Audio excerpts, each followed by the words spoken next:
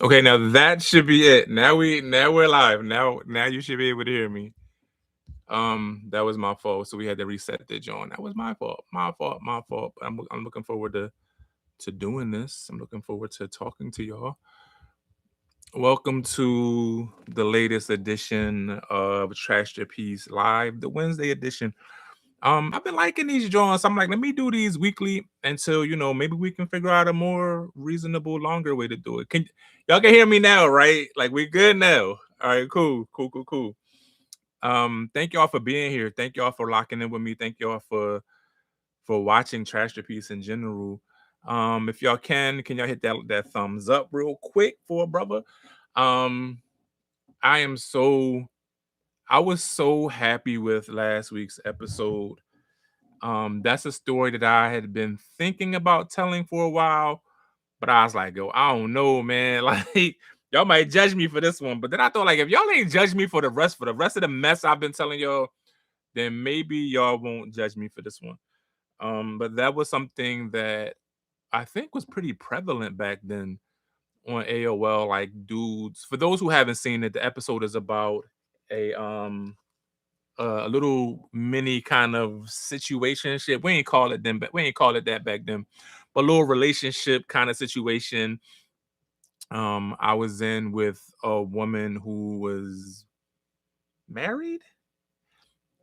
I don't know why I said like that. Married? Like I didn't know. Like she clearly was married, but her husband let her play, and it was because he couldn't play with her.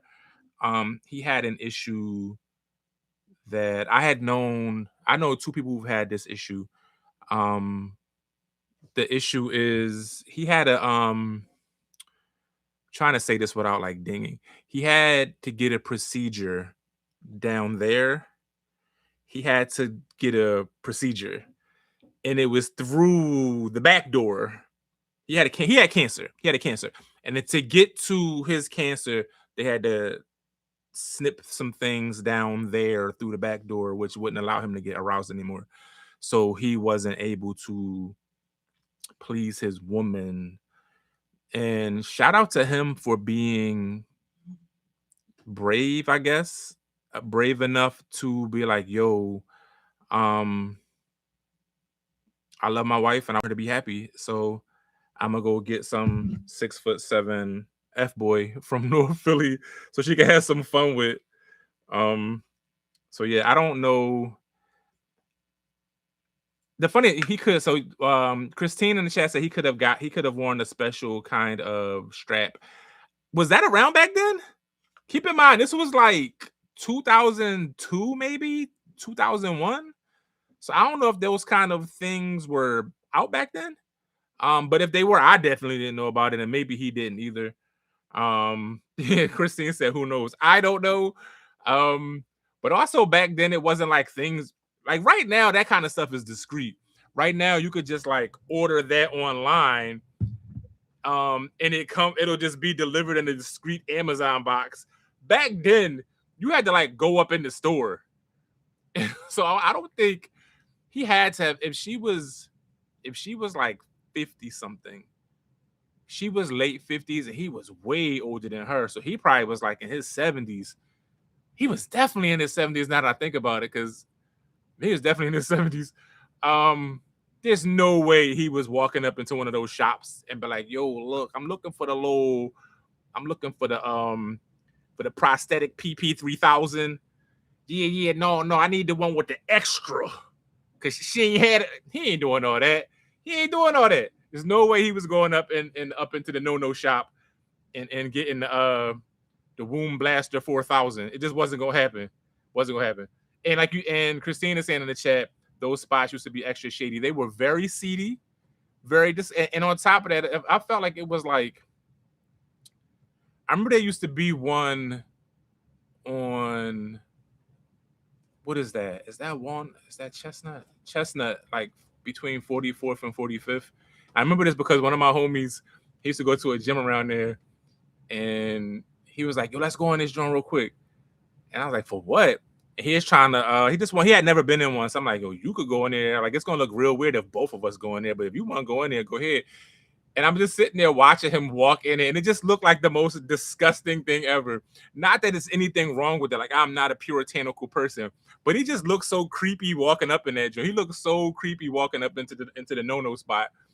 And back then, like, things was hella expensive too. So shout out to the guy.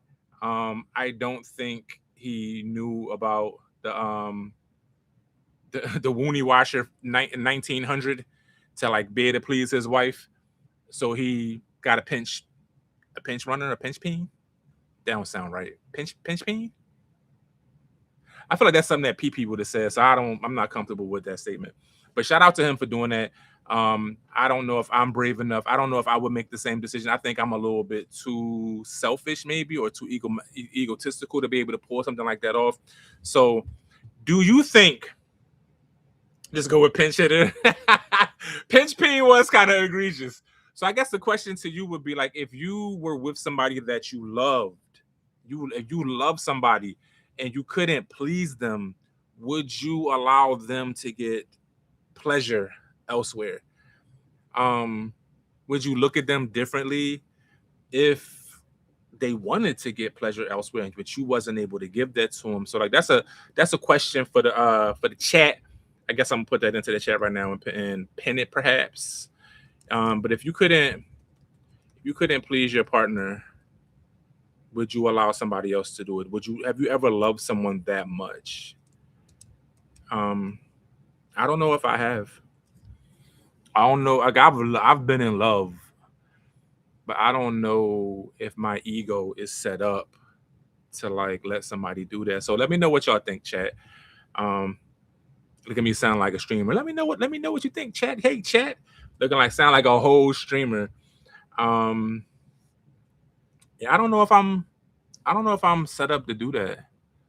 Like I'm trying to think about women that I've dated, and I don't know if I would have been okay with that. What do you think?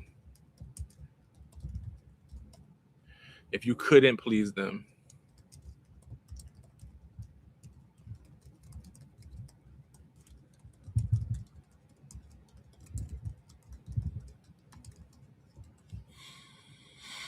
Yeah, I don't know. But I didn't mind being the pinch hitter. I didn't mind being the understudy. Keyword under, behind, whatever. So that part of the story was true. Him eventually feeling a way about that was also true. Him wanting to watch out of nowhere, it's like, yo, bro, what are you doing? Like, that is not a part of the deal. That part was true. The Ryan story was true, but differently. That was my story. I just wrote a B story for Ryan. That was my story. I was messing with this Joan, and she looked like Craig's girlfriend on Friday. You ain't got the lie, because she looked just like her, but like prettier. Not that she's not pretty, but she looked just like her. And I let one of my homies, I ain't gonna say who his name is, I ain't gonna say who it was, but his name rhymes with Spruce. He was like, he kept saying, like, he kept telling everybody, yo, P messing with the joint from Friday, like clowning me. I just couldn't take it at the bar, so I stopped like talking to John. And then she got with some nut ass boy, and I could not take it. Like, she and I had such good chemistry, but I couldn't. Number one, I was tired of hearing my friends like clown the situation. Like, every time she walk around or she call, they start singing 2 Live Crew Hoochie Mama. Like, I got really tired of that, so I couldn't take it no more. And so like I finally I tried to pretend like I was like, it's cool. Like, nah, I don't even like her like that, but I really was crushing on her hard as hell. So I let a friend talk me out of liking somebody that I really like, and I'm not gonna say his name. I ain't gonna play my friend like that, because I love my best friend like that. But I ain't gonna say his. I will say that it rhymes with truce. That's all I'm gonna say. And he probably don't even remember that. But he probably don't even remember this whole situation. But yeah, I let him talk me out of that situation. And by the time I was like brave enough to be like, what the hell? She had already moved on with somebody else. And then she transferred to like a different school, which really pissed me off. Like, how you gonna transfer? How you gonna just leave me? So that part of the story was true as well. What do y'all think of the new thing? The new who Greg? Who said Bruce? I don't know what you talking about. I ain't never say Bruce. I ain't never say Bruce name. I just said it was, I just said it was like rhymed with. It rhymed with that. Um.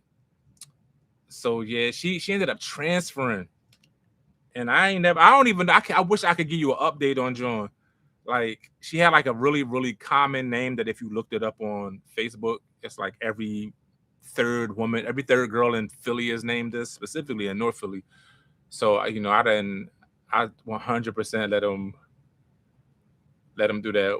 What up, pretty Mimi? How you gonna get mad she left the school? She wasn't supposed to leave. She's supposed to let me figure things out and then like be waiting when I figured it out. That's what she was. Trash, so trash. But in my mind, that made sense back then. In my mind, that made sense. Like, all right, it's like it's like Donnell Jones. That song is really like, hey, listen. And I'm talking about when you love someone, you just don't treat them bad. That John, like that song is so trash because it's really him saying, like, look, you wait here. You wait here. Don't move. I'm gonna go over there with these Jones right quick, have a little bit of fun with them. But then I'm gonna come right back to you because you're gonna be waiting right here. That's what that song is really saying. And he could not take it when he saw her out at dinner with, I think that was Carl Kanai. I think pretty sure that was Carl Kanai, the fashion designer. He all in the windows, sweet little D, and like, dude. And I never forget. I remember when that song first came out, right? When that song dropped, I was at Dickinson College, and our room, me and my roommate Midi. Shout out to Dimitri.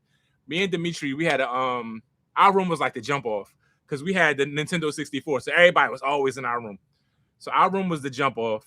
We playing mad sessions of GoldenEye 007 and Mario Kart. Like our room was the jump off. And for whatever reason, I don't know if we were about to start playing or we just finished playing the game. But the Donnell Jones song was on. And imagine like 8 to 10 dudes in one dorm room watching this video for the first time, quiet as hell, going through all the emotions of what we just witnessed. We was like, damn, this is a heavy ass video, man. Which really meant we all resonated with Donnell Jones' character. Because again, back then we was young and just trying to be like, navigate. I think like I was back and forth with Toya, who, my cool and crazy girlfriend from the Bronx. I got a couple stories about her. And for those who don't know, I did an interview with her. It's up on the members page. If you're a member, you might have seen that. But we did a really dope interview. And I was back and forth with her. And I felt like that a lot. And to be honest with y'all, like I used to break up with her. God, I hope she don't watch this. I hope she don't see this episode. But I said sometimes we used to break. Let me not say I used to break because she would break up with me sometimes too. But I'd be cool. When she broke up with me, I'd be cool with it because I'm like, all right, we're going to get back together in like 2 weeks. So I'm going to go be a hoe. So I'm going to go hand out this pen like mixtapes. And that was me on my Donnell Jones, Sweet Little D, and all over the Cumberland Valley of Pennsylvania. And I think like my friend Mike was like that. He was back and forth with his chick. My roommate Dimitri had just left his girl. He had been with her like all 4 years of high school, and then like the first 3 years of college, like she had followed him to college. And then finally, like I'm a wild out my senior year. Like we all was just wilding out. We was all, and so when that song came, we was like, I never forget. We was just chilling, 10 dudes in my room.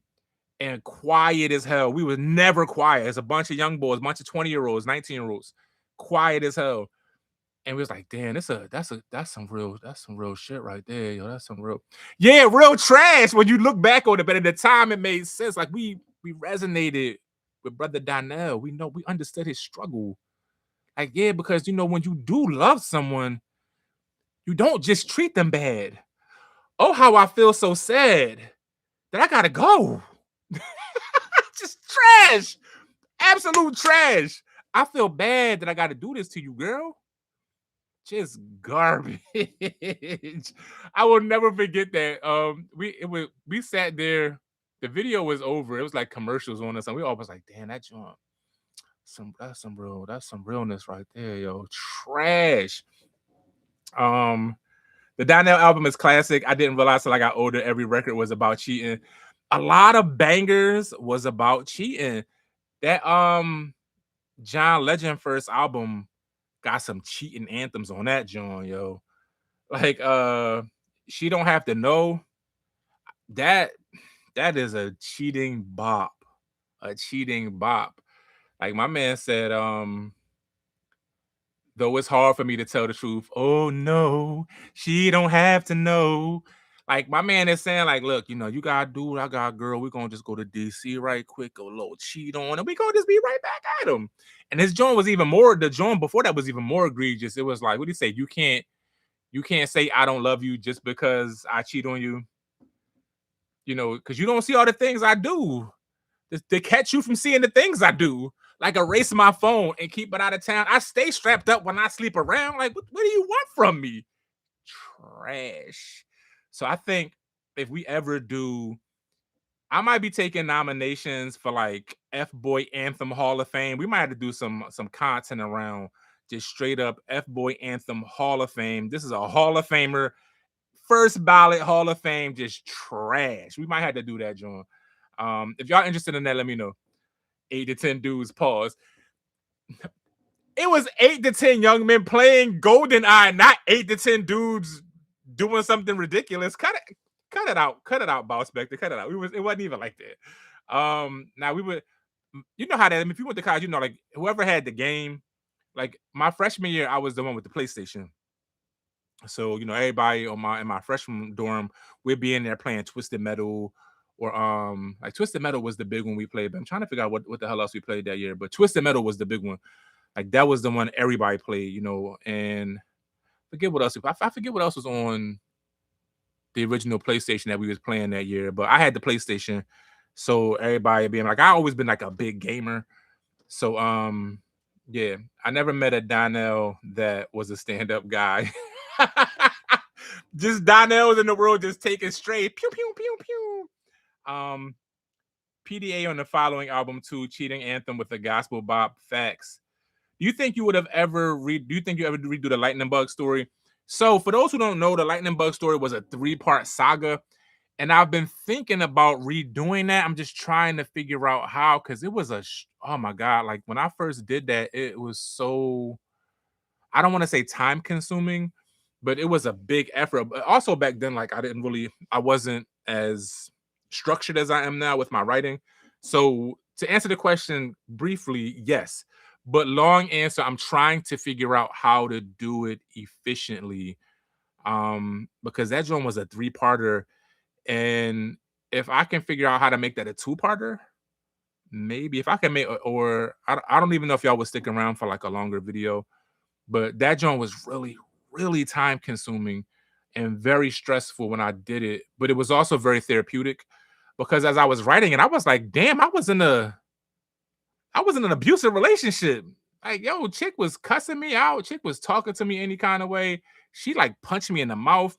And I'm a big dude, so all I could do is protect myself. I'm not going I can't hit her back. So like, and she knew I would never put my hands on her. So it just was, I didn't even realize like, yo, this is an abusive relationship. As I was rewriting, I was like, yo, this is crazy. So yes, I will redo the Lightning Bug joint at some point, but I want to do it justice. And I think when I do that, I'm really going to flesh that out with a whole bunch of different voice actors. Because number one, I think it would just make the story more robust. And two, I really like directing. Like, voice directing has become a passion of mine, and I think I'm really good at it.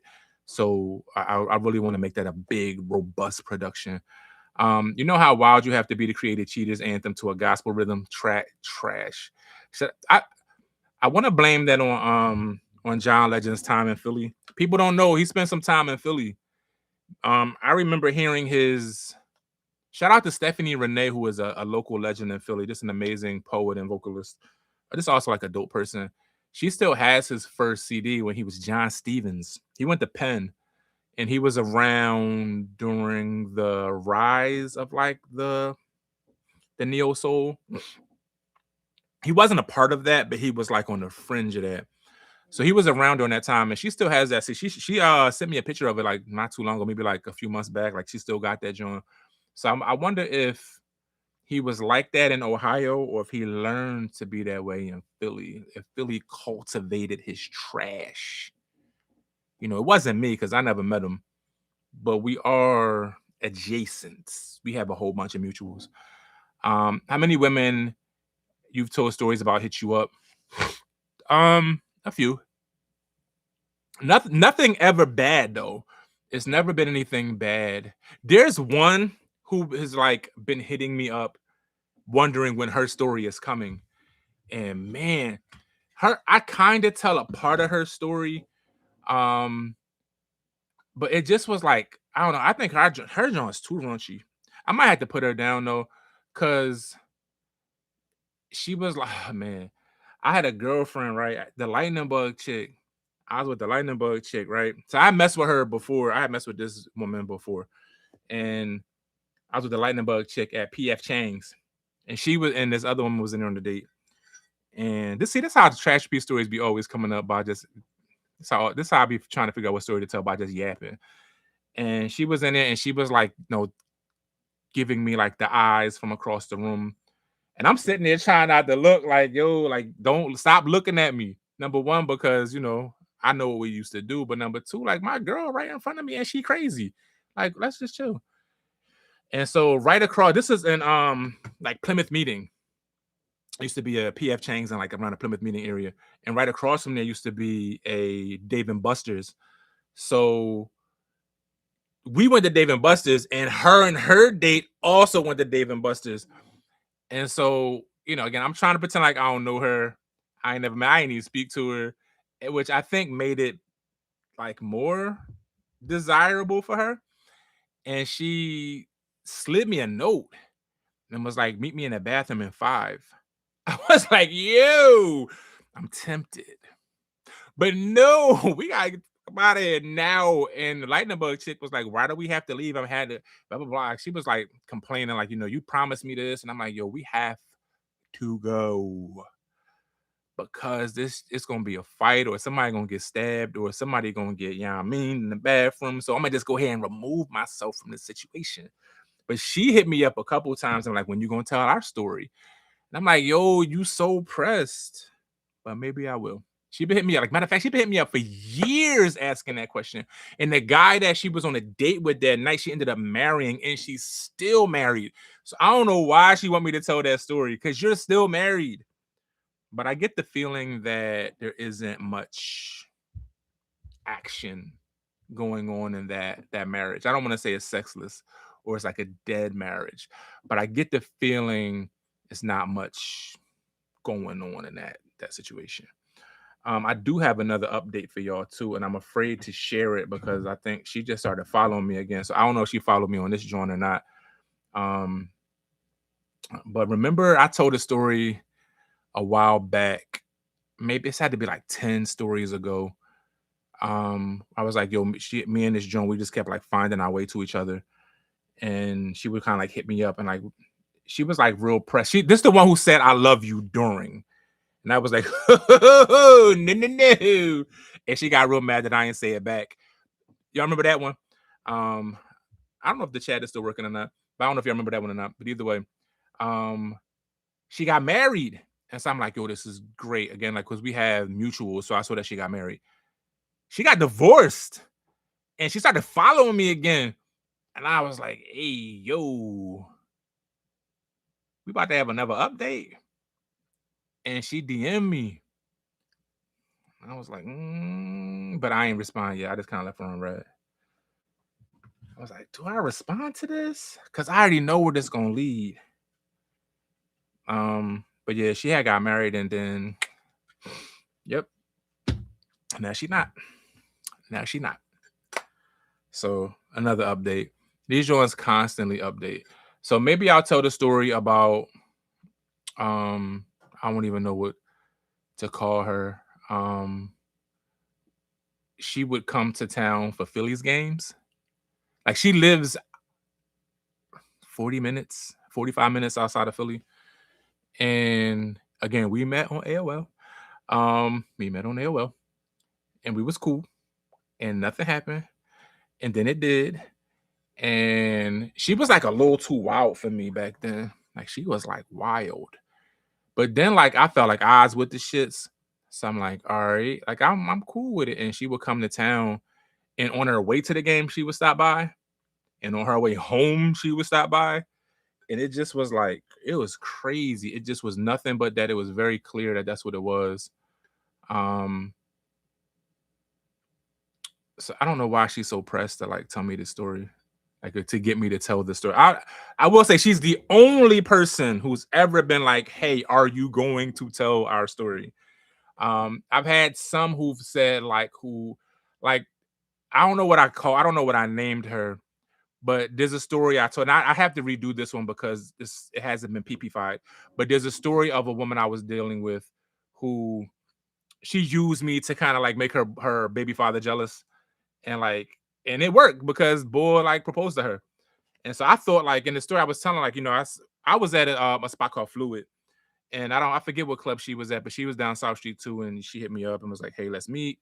Like I'm down, you down South Street, I'm down South Street. Let's go to Ishkabibbles. Went to Ishkabibbles, got some food, and then I don't know if she planned this or it was just kind of like it just kind of happened. But like her baby father's homies, who I kind of know, like I know her baby father. We not cool or nothing, but he used to be she used to live around where we used to party, like not too far from the singer. So I know the boy. Like he used to be in the same spots together. Never cool, never spoke to him. So I didn't violate any kind of codes. So I didn't like I shook his hand and then was messing with the baby mom. I knew of the boy, but I don't owe him nothing. So I knew his homies too. And when they rolled by, like they hopped on the phone. I'm like, oh man, I'm about to get like this about to be a problem. Like, what you do? So I called Bruce and I was like, yo, I got a problem. He was like, even if you got a problem, you don't got a problem. Um, that's the one, Mimi, that's the one. And we was dealing with each other. Like we was chilling. It was cool. We actually had a good time together. We had really good chemistry. And at the time I had never messed with somebody who had kids. And so I was trying to think, like, is this something that I would do? Like, it's kind of messed up if I don't mess with somebody because they got kids. Like, we got this really good chemistry. It ain't like she asking me to be like, come in, step in, and give up some, like, be a stepfather right away. Like, let me try to flesh this out. But nah, like, she had she was trying to get her baby father to act right, and it worked because he proposed. But when I was telling the story, I brought that story up for a reason. When I was telling stories initially on Instagram, like again, you could still go back and watch my Instagram, like the archives of the Instagram stories. It's like hella typos, but what are you gonna do? Um, she hit me up out the blue before I even told her story. I never even told her story on Instagram. Um, and was like apologizing. You're the one. I think I fumbled you. You're the one who got away. I was like, are you just saying this because you think I'm gonna tell this story? Like, number one, if I did tell the story, which I ended up doing, I wasn't gonna use your real name anyway. But yeah, she tried to like get out ahead of it. It was a couple people that did that, like afraid or anxious that I was gonna tell our story, and I'm just like, only way anybody would ever know that it was you is if you said something. Like, I'm a good writer. I'm gonna make sure that I'm gonna not expose you because that's not what I want to do anyway. That's not the point of the story to be exposing anybody. I'm not trying to be messy in that regard. But two, like ain't nobody gonna know unless it's you. And if I feel like I can't tell it without people knowing it's you, then I'm not gonna tell it.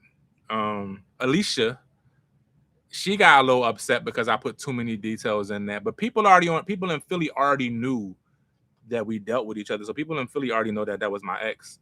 And anybody close to me know that she did me dirty. So whatever. But I'm trying to get her on. I'm trying to do some content with her because I think she, we're cool. I don't know how we cool, but we cool. So yeah, Mimi, as Mimi said in the chat, the situation with the woman is I found out later on that I found it on Facebook that she was getting married. Like, we had just hung out, and I just scrolling down Facebook, and it was a picture of her with wearing a ring. Like, I said yes. I was like, damn. Like, I never get where I was at. I was walking down Baltimore Avenue.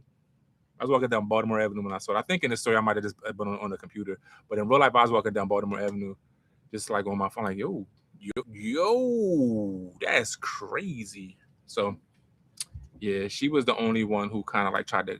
She was the main one who tried to like get out ahead of the story, thinking I might like air some stuff out. I think specifically since I don't think she told her child's father how far she and I went.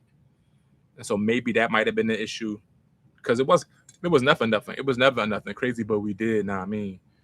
And I did get some backlash about that one too, because an ex-girlfriend of mine, I wish I knew what I call her, and I don't want to say her real name, but she had got sick, and I brought her like some astragalus, some like food, some chicken noodle soup, whatever. And an ex-girlfriend hit me up and was like, really, you out here bringing chicks chicken noodle soup and medicine, but when I was sick, you left that shit at the door and walked away before I could come pick it up because you didn't want to get sick? I was like, I did that? That don't sound like something I would do. And in my back of my mind, I was like, yeah, I probably did do that. But I was lying. Like, I was like, number one, I don't remember that. But number two, I was in straight denial. Like, I ain't do that. She was like, yes. She like lived in these apartments out in Seacane, like Seacane, right outside of the city in Delaware County. And so I like drove. She had real sick. And this back when I used to get real sick. Like I would get like I had like my immune system was so trash. Probably because of the lifestyle I was living. Like I was always out and about, like never getting no sleep, like barely eating whatever. So my immune system was trash. And so I would get sick all the time. So I didn't want to get sick. That makes sense to me. But yeah, I remember like she lived in these apartments called Bishop Court, which is in Seacane. And, I guess I dropped. I vaguely remember this, but I don't really remember it.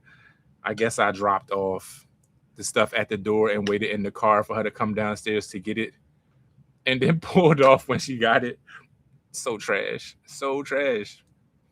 I would love to hear more stories about experiences where you got out light skinned. Are there any more Trevor sightings?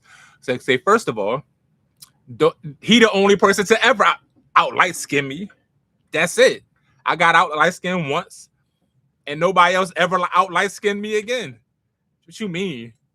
He lucky he did it. I can't. To this day, I don't like me and the boy. The funny thing is, I do see him around. Philly is so small. So he is.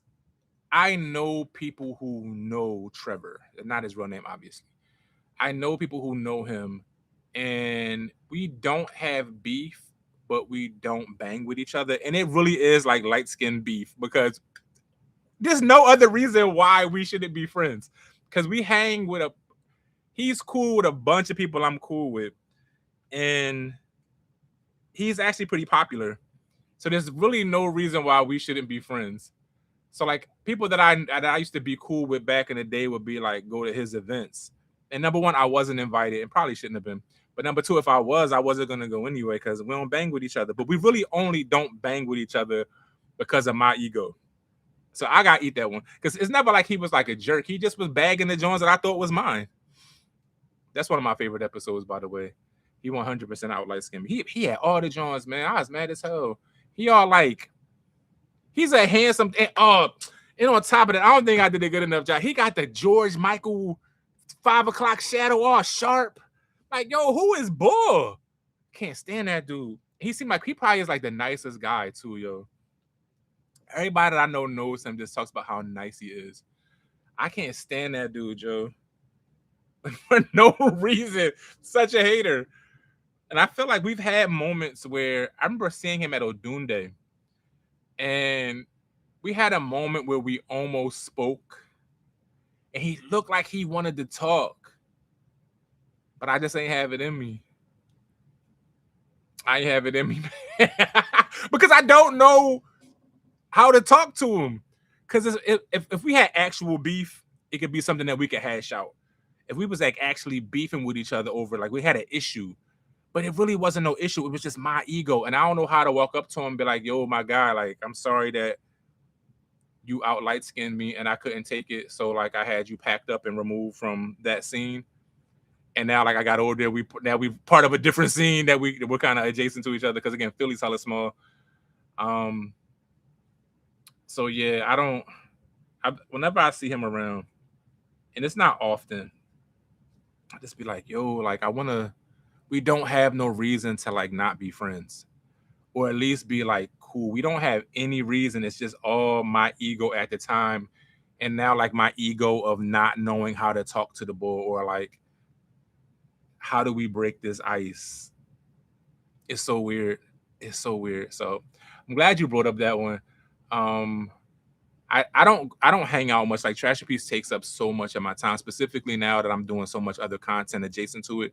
Like I got the tea time with Tiff John and mansplaining and the new what's the scenario John and some behind the scenes stuff. And then I got the stuff that I'm doing around with Palestine, that content. But so I don't hang out much, so I don't see him much. But I guess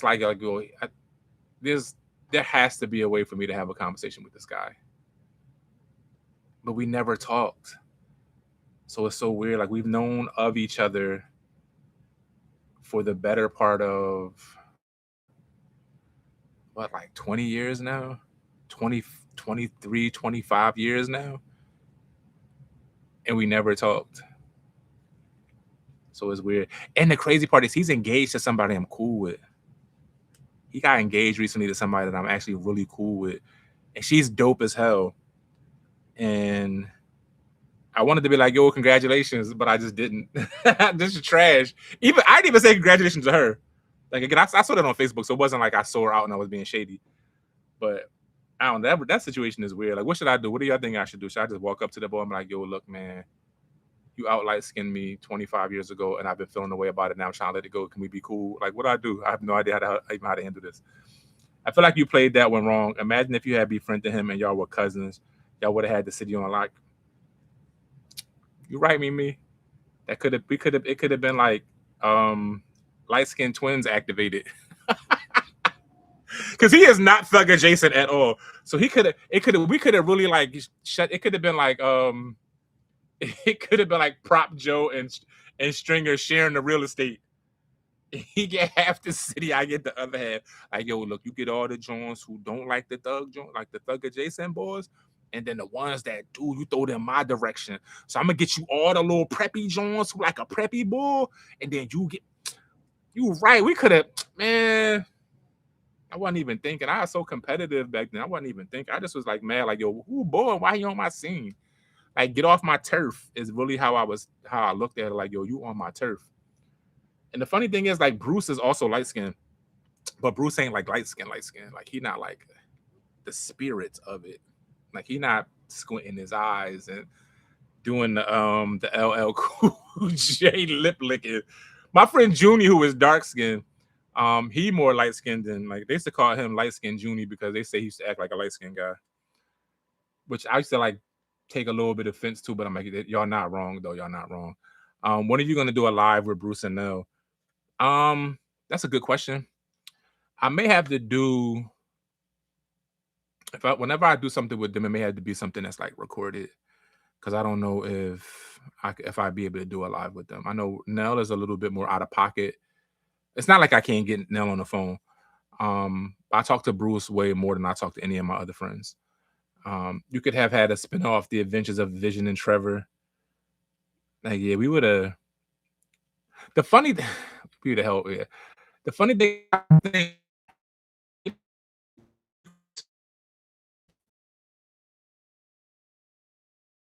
I don't remember ever seeing him in Walnut. I think he might be like a year or two older than me too, if I'm not mistaken. We might be the same age. I'm not sure, but if nothing else, he's definitely more mature than I am. He didn't go to Walnut Room. He didn't go to like any of the other clubs that I went to. Like, he really wasn't in the Stinger like that. but I couldn't take it when he was.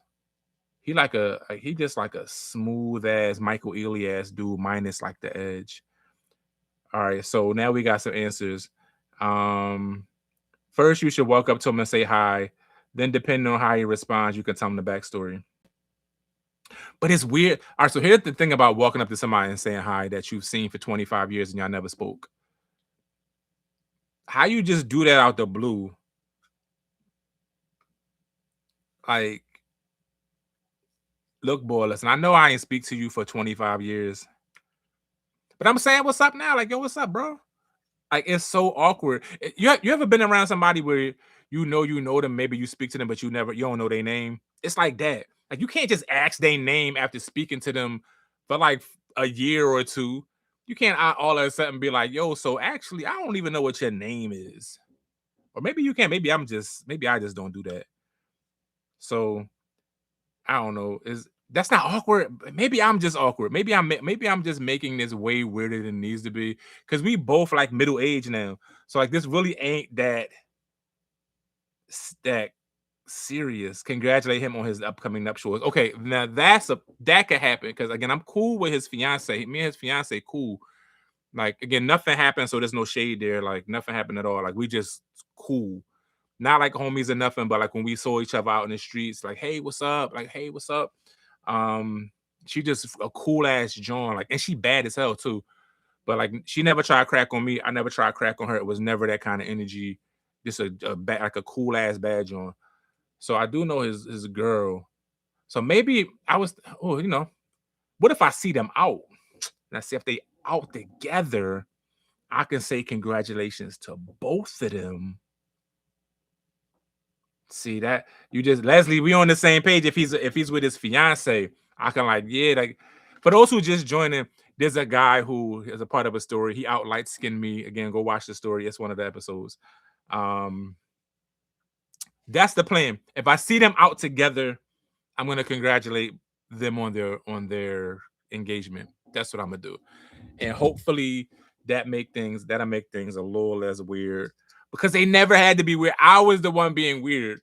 And I remember thinking at the time, like he was like a sucker, but like, no, it was me. Like I was like the one being weird. Like he dead ass never did anything to me. He always just been everybody who know him just know that he cool as hell. And I have a friend, I ain't gonna say her name because if I say her name, people will be able to figure out who this is. But I didn't tell her the full backstory, but for the longest, like, I can't believe y'all aren't cool together. Like, y'all would be such good friends. Like, how are y'all not cool? And I was like playing it off, like, I don't even know the boy like that. Like, I ain't, what I mean, I was on my Phillies, like, I ain't trying to be all Joe with the bull. And she ain't know, because she would have cussed me out had she known like the true backstories. I'm not gonna lie, the misadventures of Ryan are hilarious. Ryan is a character. Ryan is a character. He him and Larry had some crazy stories, but I did even with stories that I tell about Ryan, that I try to be real conscious of the ones I tell about Ryan because he may not want some stuff out there. But I'm so glad that I added that character to Trashterpiece because when I was pitching the show, Ryan wasn't included in the story at all. Like, but I think it adds a different layer of what the story can be. So like there's 3 different levels of masculinity in the show. There's, my father, who is a boomer, like the second wave of boomers, I guess they would be considered, and kind of like how he navigated manhood. And my father had 3 kids by 3 women by the time he was 30. So like me, Ryan, and Tiff, we all got different moms. So, all grew up in the same house under the same roof, basically, but we all got different moms. So I can't imagine having 3 at 30, which is crazy. And how he navigated manhood. And like my pop was like the man. He was that dude. Like I'm telling you, like my pop like everybody in the neighborhood, but like, yo, your dad get all the girls. And that did put a little bit of pressure on me to make sure I'm like, y'all gotta like take the torch, you know what I mean? Like he get all the chicks, everybody like, yo, your dad. It couldn't be like, yo, your dad get all the chicks and you don't get none. That could not happen. That was not a thing. So it was a little bit of pressure, but it wasn't any pressure that like he put on me. It was like self-imposed pressure. And so there's like my father's level of like being this bachelor in the 90s, like a grown bachelor in the 90s.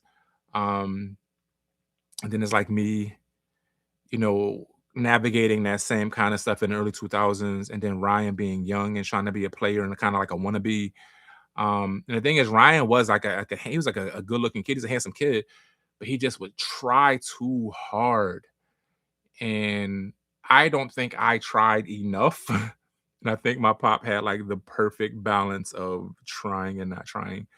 So I love the fact that there's like three different generations of like I'm late Gen X, early millennial, Zennial as they're called. Ryan is firmly planted as a millennial. Um, so I love that there's kind of this different dynamic of three different generations of masculinity and trying to navigate what it means to be a man. And then even like the reflection of having to unlearn some of the toxic things that we thought made us men. Um, and then Tiff being the queen of the castle, the growing up being the baby and the only girl in the bachelor pad. Like that, I've often wondered if that was difficult for her. And if I would ask her that, she would say no. But I often wonder if there was any kind of pressure she felt. And I would think maybe not, because basically she the queen, like whatever she say, we just be like doing it. So I guess that's still a thing. Is he cool still? Is he still cool with Larry? Last time I checked, he were like, okay, me and Ryan, we not talking, but we don't talk often. Me and Ryan are like two very different people. So we not beefing. It's nothing like that. We just don't talk very often. He kind of lives his life with his 20 plus kids. I think there's like 6 kids under his roof, but he has like 20 plus total from Florida to Boston. And those are the ones we know about. Word on the unlearning, still doing it in my 40s. Like the unlearning part of masculinity is really heavy. Again, you think like I look back and at some of the decisions that I made, and I'm like, yo, in the moment they seem so like pressing. Like I had like trying to get as many bodies as possible. I was way hypersexual, and I thought that's what made me a man. And I look back and I'm like, yo, like nah, like that didn't define my manhood. But at the time, you couldn't tell me that that wasn't it. And it was almost like we legit used to have competitions, like a friendly competition of like who could get the baddest Johns. And I always wanted to win, but my friends are all charismatic, and my friends, like again, I know my friends because my friends' parents are cool with my pop. So like Bruce mom, I call her Aunt Jeannie. Her and my pop was cool growing up, and then Nell pop Duke was like my dad's best friend growing up. So any of my friend Junie's dad Sweeps was my dad's friend. Stein mom, um, I call her Aunt Gwen. Aunt Gwen was, was in my was on the same block as my pop. Grew up with my pop. Was raised with my pop. So we used to have like these friendly competitions, and I always felt like that made us men. And it started out in like our teens with getting numbers. And I will never forget. I never forget. We was on South Street, and I remember when the game changed. I remember the night the game changed. We was on South Street. That's fifth. That's sixth, seventh, eighth and South. We was on eighth and South, and this back in the day where you could just park wherever in around South Street and you wouldn't get a ticket. So we was like out of pocket, just parking wherever, like before PPA started drawing. And I got all these numbers, and I was feeling like that bull in my home. And I never forget Joey. Joey is my friend. We call him Dog. Dog is my friend, but it's Bruce's cousin. And I was like, yeah, I got way more numbers than y'all. And he looked at me, was like, did you hump? It's like, wait, what? Did you hump any of them? I was like, I just got their numbers. It don't count unless you hump. And I was like, wait, that's the new rule? When the hell did that happen? I will never forget. Like the game went out the window. Like if you ain't get it in, it don't count no more. I was so deflated. Like I just got like 8 numbers and none of that count. And he was like, if you get 8 numbers and I get 1, but I hump and you don't, you ain't win nothing. I was so distraught. Like when I say I trying to play it off like, yeah, you know what I mean? What's the, you know what I mean? That's probably going, you know what I mean? I got this week probably. In my mind, I was like, hey, yo, 8? Ain't no way. I'll never forget that night. Maybe I make a little short out of that one, but that completely deflated me walking back to the car. I couldn't believe that. Like, wait a minute, when did this rule change? We probably was like 19, maybe 18, 19, 20 years old, hanging out down South Street. Like, if you ain't pop none of them, it don't count no more. And so I'm not trying to say that conversation made me hypersexual, but the rules did change. I never forget Dog saying that. I will never forget that. And he probably don't even remember that. And when I see Dog again, I'm gonna have to ask him if he remember that. Dog's a wild dude. I ain't never tell. I can't. Dog is one of them characters. I can never tell his stories. Never. Who was the guy that was pistol whipping people in one of your stories? So I can say who that was now because he's out of jail. And it's my friend Moody. And I probably would. I'm not gonna say his name in the in the stories. But my friend Moody I grew up with him. Again, his dad and my dad were really good friends. His dad, Joe Moody. And so we grew up together. Like we were hanging out. His dad and my dad, you would like go fishing or like just be outside, like, drinking some Heinekens and that. So we'd be outside playing, me, him, and his little brother. And he grew up to be like one of the coolest people you will ever meet, but he grew up to kind of be a wild boy. Streets kind of took him over specifically after I went to college. And he's that friend that he loyal, but if you call him, you better be prepared for what could happen. And with that story, like I legitimately was having a conversation. First of all, I didn't even know he would remember this because he's done so much stuff. And so why I say I can say it now is because we had a conversation about it. And I was on Lippincott. He was out there. He was like, "What, you ain't never tell no stories about me? What I ain't good enough, Pete?" That's when he first got out of jail. I'm like, whoa, whoa, whoa, whoa, whoa. I do have a story about you. You might not remember, but remember the night that I asked you to have my back. He was like, yeah, and I pistol whipped all them niggas. I was like, okay, so you do remember? Yes, you do. Moody is a wild dude. He always been wild, like in the sense of like this. He has to say anything out of his mouth. But then he got wild with some gangster stuff. But he is that friend that no matter what, you have to like be prepared. If he around, some stuff could happen. And the good news is he is the friend that will be like, "Hey, yo, P, walk off." So he not wild enough to like get you into something, but he will be like, if something about to happen, like, "Yo, P, walk off." And I never questioned it. Yep, going around the corner, I'm gonna go around there and get some fries at the Stop and Go. And then some crazy stuff happened, and I walked back like an hour or two later. He was also, thank you so much for that. Is it Benaya Richards said, "I love your channel and your stories. Thank you so much." Moody was also a part of the story where, and I don't know if y'all connected this, where we was in this restaurant called Poor Tony's, and this dude DVD walked in wearing a fireman's coat, and DVD chumped all of us. He chumped all of us. He was like, "What y'all at?" We was clowning his jacket, like we was like whispering to each other. He was like, "Yo, what y'all, something funny?" And we literally all said no. That was it. I went home. They went to Nook grandma. Like they went to Miss Marva house, who was like she like a matriarch. She was like a lot of their grandmoms, but she was like the block matriarch. They went to Miss Marva house, and when I got back, Moody and Stein and Bruce had said that I was like, "No, sir, Mr. DVD, sir," and like he chased me down. He chased me down 22nd Street. And all like Moody was there for that bull too. So Moody got two stories. He's not just in the. And there's another story I also want to tell about Moody. Where I was home on break. I was in college this time. I was home on break. I don't know if it was like, I forget whether it was like I was just home for the summer. Yeah, it was warm out, so it had to be the summer. It had to be the summer. And my dad's girlfriend at the time had a black Maxima, like a 97 or a 95 Maxima, something like that. And she would let me. She'd always be at my pop house, so she's like, "Yo, you could just take my car. I'm gonna be here anyway. You could just have my car." So I was like all over the city in this black Maxima. You couldn't tell me I wasn't cool in that black Maxima that wasn't mine.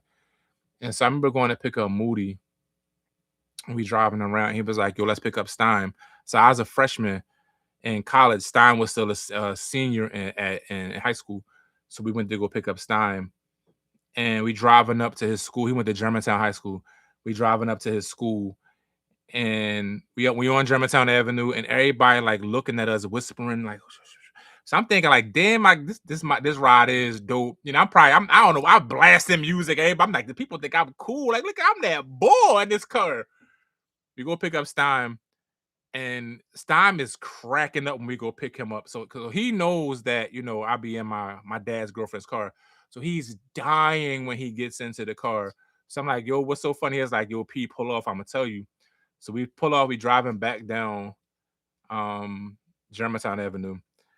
And apparently the day before, Moody had carjacked somebody for their black Maxima. So everybody think that we it's the same car. Like, this is my dad's girlfriend, my dad's fiance, her black Maxima. But he had just beat somebody up. And apparently, like, he had like ran the guy down, like some sucker bull who, like, he's like a drug dealer, but he was a sucker apparently, who like the flash and everything. So Moody only took it so that and he I think he ended up just like parking it somewhere. He didn't really want it. He just wanted to chump the guy who acted tough. Moody like jumped in the sunroof, like punched the dude in the mouth and kicked him out of his car and drove off. And then like just parked it somewhere close because he didn't really want the car. He just wanted to chump the dude. So I couldn't believe like it just happened to be this big coincidence that the very next day we in the same spot with the same make, model, and color car of the dude he beat up and took his car the day before. It's like only Moody. Old Fat Music. Yes, born and raised in North Philly, bred, born and raised. I was born on the 2800 block of Bonzal, raised on the 2200 block of Indiana. Was always outside on so I rep 22nd and Lippincott. Like the other side of my family is I'm North Philly times two. My dad's side is from 22nd in Indiana, Allegheny area. My mom's side of the family is from 29th and Jefferson, 28th and Oxford. That section of North Philly. So I'm double North Philly. I can hear it in your accent. This got to be Philly. Some people say I lost my accent. I don't think I did. I just don't think it's as heavy as it used to be. But yeah, I would love to hear what happened with you and the girl. Can you PP5 that episode? Would love to like Mimi, what episode are you talking about? PP5ing what with the girl, the John who like I got an update on that story. I think I might have told this before, but I'm so trash. You talking about the girl who like, said that those guys were like about to jump me? Let me know in the chat if that's the one you're talking about. But yeah, so if that's the girl you're talking about, yeah, that was crazy. She was so thick. Oh my god, I was just driving by. I was messing with some chick named Keita around there and leaving Keita crib. I seen this other John, like, oh snap. So I pulled over, got out the car. That was my thing. I was never the boy who like pulled over and tried to get you to come over. I would always pull over and get out like I was a gentleman. But what I really wanted to do was I wanted to let you see that I was tall. That's really what it was, just complete trash. Because like if I'm in the car, I'm the same height as every boy. But if I get out the car, I look like a gentleman. And you get to see that I'm 6'7", so kind of set things out. So either I go up to the John, I do my little light skin squint activated, drop the little voice. I'm like, yo, what's good? You know, my name P. I'm from down north. Like, what's your name? And she was like, Perry. Like, yo, how you know my name? I know you. Like, where I know you from? Like, you look a little familiar. I thought you looked a little familiar. She was like, and she like ran down what my house looked like, what my bedroom looked like, the setup of my room, everything. And I couldn't place it. I had no idea who John was. And she basically like, yo, we used to hunt. Like, basically, she didn't say it, but she was like, yo, and she's like, ah! And she like dipped off mad as hell. So I get back in the car. I'm trying like, who the fuck was John? Like, who the hell was that? Like, nah, there's no way I mess with somebody and don't remember her. Like, that's crazy business. It was the John. Like, it dawned on me like a long time later that it was the John who was in the Moody story. She just looked different. Like, she was super thick back then, but she was still thick, but she was like really fit when I tried to bag her the second time. So yeah, Trash.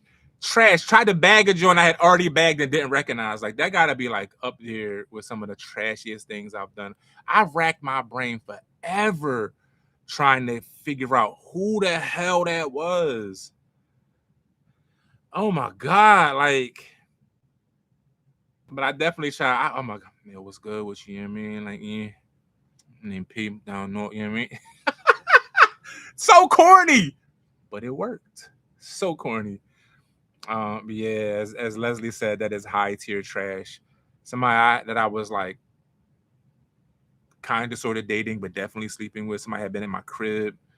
Somebody had been in my bed. Somebody that like helped, like let me know I was about to get jumped at the very least. Something more, at worst. Somebody who my friend pistol whipped a bunch of dudes on her lawn, and I did not recognize her in the moment. So trash. Her face did, like, she was still thick in her body, but her face got like hella skinny. So, but that's not an excuse. That's not an excuse. Not an excuse at all. So yeah, I definitely. You want to know why I didn't give her name? I do not remember her name. I have no idea. I do not. I want to say it was Nikki. And so sometimes if I don't remember somebody's name, I won't give them a name so that I don't mess around and say their real name.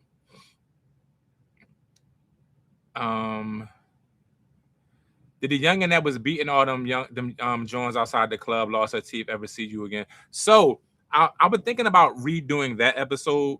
And there's a story where I was like chasing this chick for like forever. And she knew I was like trash, but I think she liked me. She knew I was trash, and she'd never like give me the time of day. She just joined from out west. She is so, oh my gosh, she's so bad. Oh, she was so bad. And then like I chased her for like, and I don't mean like literally, like I mean like I would always try to crack. So it wasn't like I was pressed or nothing, but in my mind I was pressed. And it used to be this club, I think it was called TPDS. It was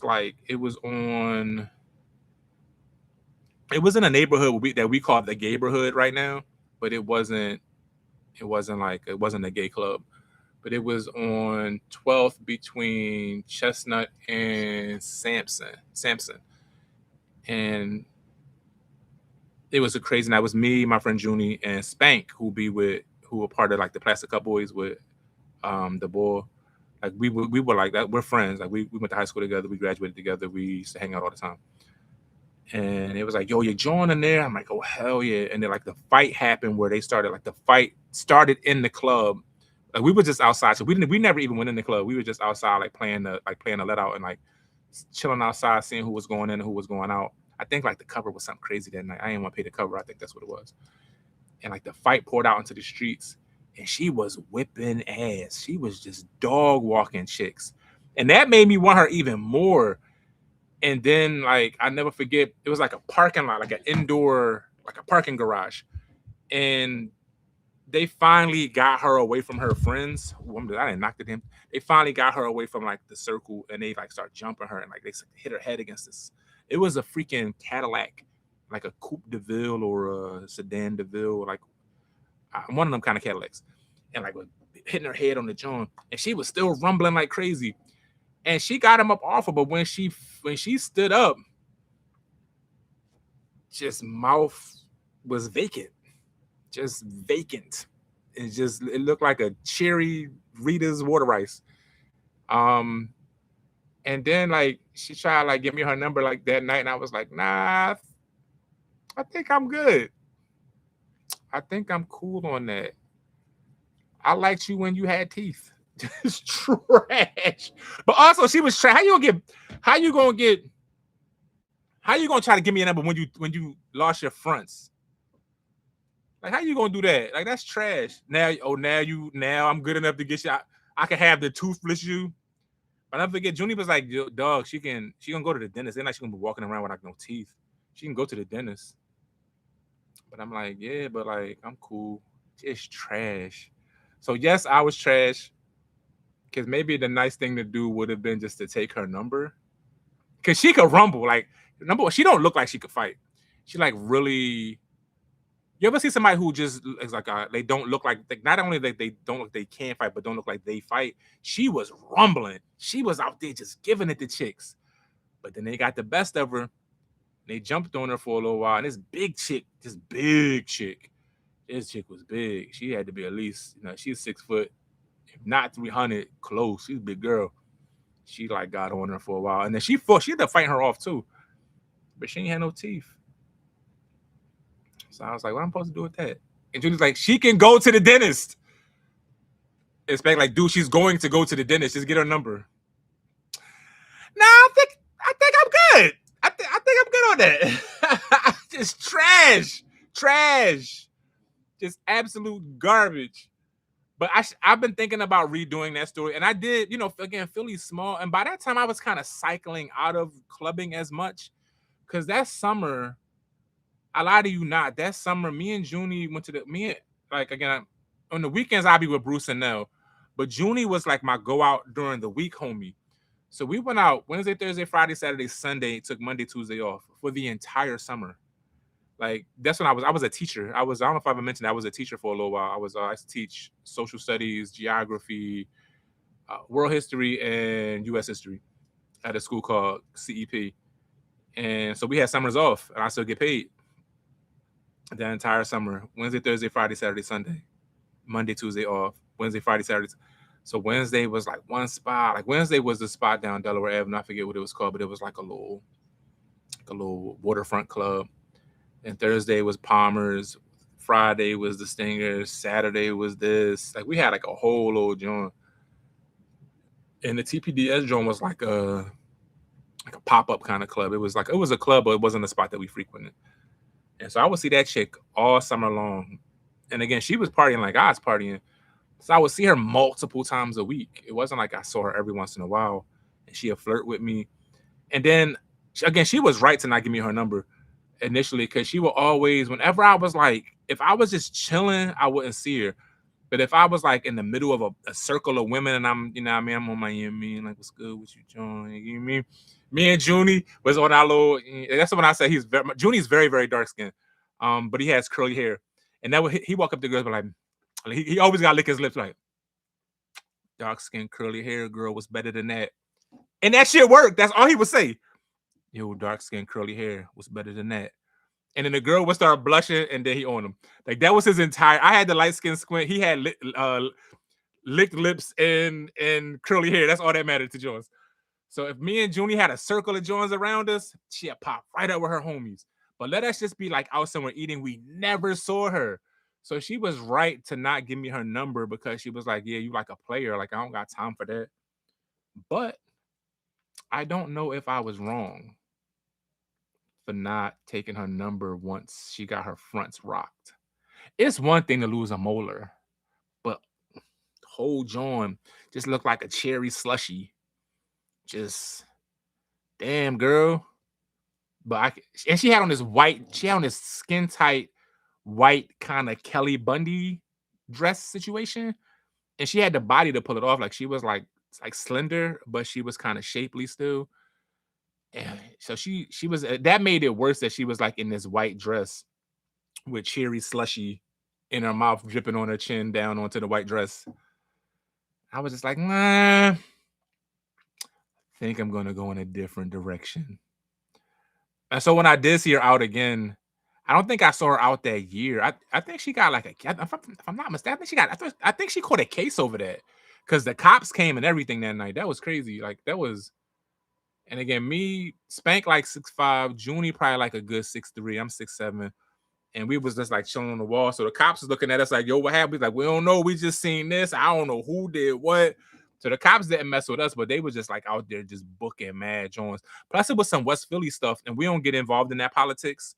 Like, that's not politics that we from North Philly. Like, me, Junie, and Spank, we all from North Philly. So we don't get involved in West Philly politics. So I don't even know. I just heard it was some stuff that had happened between some different kind of squads out there. So I didn't know nothing anyway, but I damn sure wasn't gonna get mixed up in some West Philly stuff. So I think I might have seen her like the next summers, and I would see her out, and she was like, she would still speak to me. I would speak to her, but I don't think I could mentally, even when she got her stuff fixed, is mentally, it was like, no, I saw the cherry slushy.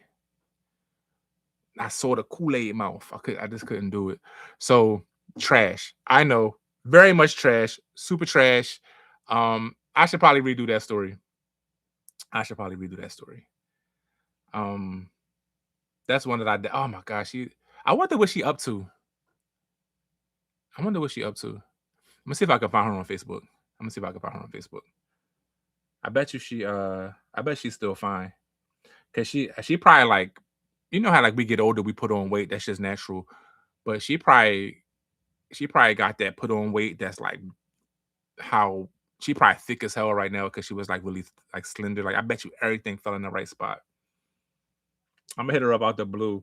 If I can find her on Facebook, I'm gonna definitely DM her and like say something like nothing crazy, but just say what's up or something. If I can find her, I'm definitely gonna DM her and I'll update y'all. She might be still working down that dental bill. Leslie, you are crazy, and maybe she will because that was a lot of teeth she lost. I hope she had insurance. Because if not, that's a hell of a bill. I hope she had insurance. I don't even know what she did for a living.